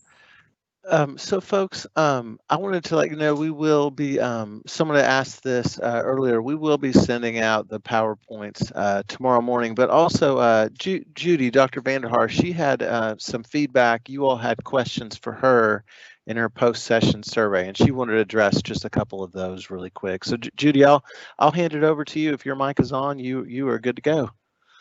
Okay, great. Thank you.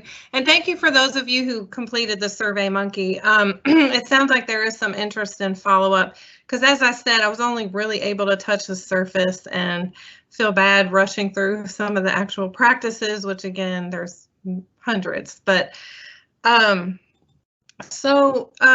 had one kind of comment about someone mentioned that they have some students they work with that have experienced a lot of trauma, but others that come from, they would consider backgrounds of privilege or having lived with two parents, but that they don't have, they've never been given consequences. So I guess for my response to that, I would say, you know, if you're living in this world, you are exposed, you're trauma exposed, period. And you know, one of the things in terms of healthy development is we are, you know, given some boundaries. And for those of us that are given no boundaries, it is obviously very challenging, and you're more likely to experience many of the natural consequences of your behavior and things, which is why probably they ended up in these institutions. So I think one thing, and I talk to teachers often about being careful too, that you know, even in households that we would consider privileged too,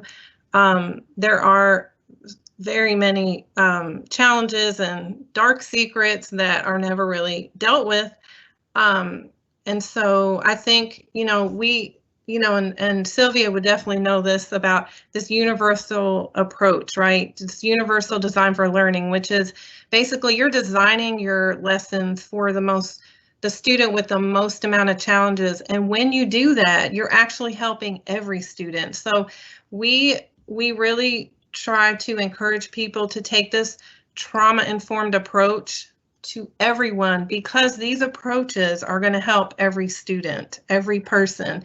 I also got some responses for people who are working with older youth, so, you know, 18 and up to apparently some elderly folks. Some of you all are working with older folks. So, and for that, I would say, you know, as I said in the beginning of the presentation, this is really for all of us. So a lot of the practices, and again, I only touched on just the tip of the iceberg, but these practices that, again, there's so many in the PowerPoint. There are some apps and things that you could go over and use with either the youth or the adults that you work with. But really, these practices, of course, if you're talking about young children, you're going to adapt for, you know, depending on the developmental age. But a lot of the approaches that, you know, are used with teenagers are very valuable to use with adults and vice versa. So there are also very simple things, and, you know, I'm happy to do any follow-up training so I can go more in depth about the more tangible, practical, like how-tos. Also, I've been developing modules that you can go through and use with your kids or the people that you work with. So, you know, one thing that we know about helping people regulate is that you can't go tell someone, go take 10 deep breaths. The best approach is actually doing it with them. That's called co-regulation. We need a regulated nervous system to help support a dysregulated one. So there are a lot of practices and activities, but as I mentioned too, the most important thing is your own regulated nervous system. So your own practices, daily practices are really important. And as you do it with people in your room, you're helping, you're modeling, but also it's just beneficial for everyone. There are also some things like I have these, they're called empowering questions. So a very simple activity. Again, we're just trying to build some more self-awareness. You could consider these as, you know, social and emotional skills, but they really promote mindfulness. So, you know, you would just sit in a circle and have everybody pick a card. You always give people an option to pass. There's also, for example, I have this book here. It's called the Body Awareness Workbook for Trauma. So like there are a lot of free resources also online. You just want to vet it and make sure they're of quality. And, you know, so there are, you know, there's a lot of different activities. And again, that would be a follow-up training for those people that are really interested in it. And I also noticed that people are really interested in secondary traumatic stress, which I think that's critical, that we are understanding how we can support ourselves and the risk and kind of the signs and symptoms, and also the things that can help mitigate the secondary trauma that I'm sure most of you all already have been experiencing. So I don't know if it's okay to share really quickly just some of the websites that, or if is there time, or I can just send those in email with the PowerPoint, Wes and Monica. Judy, if you can send that particular information via email to us, and then that way we can put it all together and send to our subgrantees. Okay. Yeah, I was just going to show one of the websites that's really helpful to find actual activities. Okay, that would be helpful. Okay, so let me share real quick. Just let me know when you can see it. Did it go down? Okay. So one of these is called, and again, you can do this with adults and students alike, but these are the activities. So you would just go here, and again, if you only have 5 to 10 minutes, but then it goes all the way up to multi-long activities, and you can go down here if you want to work on any of these capacities right here, right? So, and then all of these SEL skills. So you want to help support safe, you know, being safe and comfortable, but basically, you know, feeling comfortable in your own skin. You would click on that, and it actually gives you the actual, you know, the actual activities and how you would facilitate it. So maybe that probably wasn't a good one, but, you know, doing a connections map. This actually gives you the how-to, and some of them are more detailed than others, but that's one bank of activities. The other one that I wanted to share is, and it'll be in the email, is this trauma responsive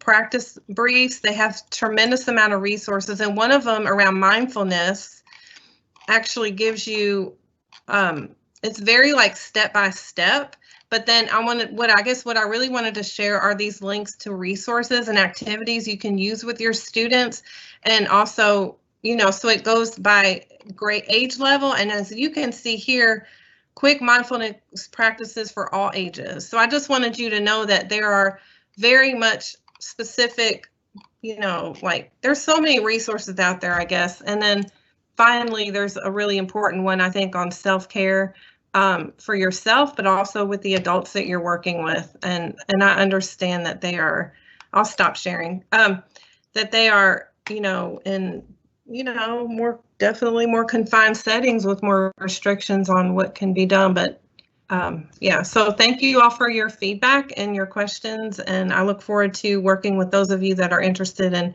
going more in depth and using modules with the folks that you're working with. So thank you. Okay. And thank you so much, Dr. Vanderhart. We truly appreciate that. I do notice in the chat box there are several additional questions that are coming in.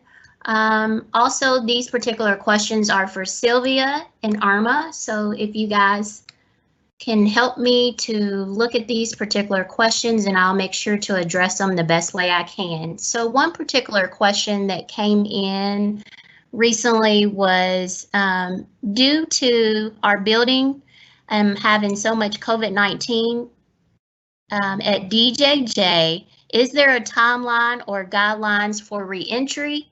If this continues through the fall, some of the requirements of Title I cannot be addressed, which we are familiar that there is a lot of complications at all of the DJJ sites due to COVID-19, and we are familiar that the data will not be as high as it normally has been in the past.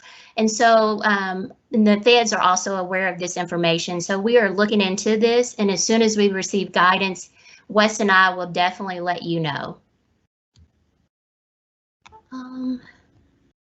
Also, we have another particular question about practices, special education practices. And I think Sylvia and Irma, if you have any particular questions, you can specifically email them and they will be more than happy to assist you. Absolutely. You can contact us anytime. If there's anything, it looks like you said you'd be interested in talking about it with some other people. We're happy to present to anybody you want to put us in front of. So, you know, just reach out to us. Our email is on the slides that you'll get, and we can work it out through that. And we also have another question that recently came in. If special education students refuse his or her accommodations, how should they go about it?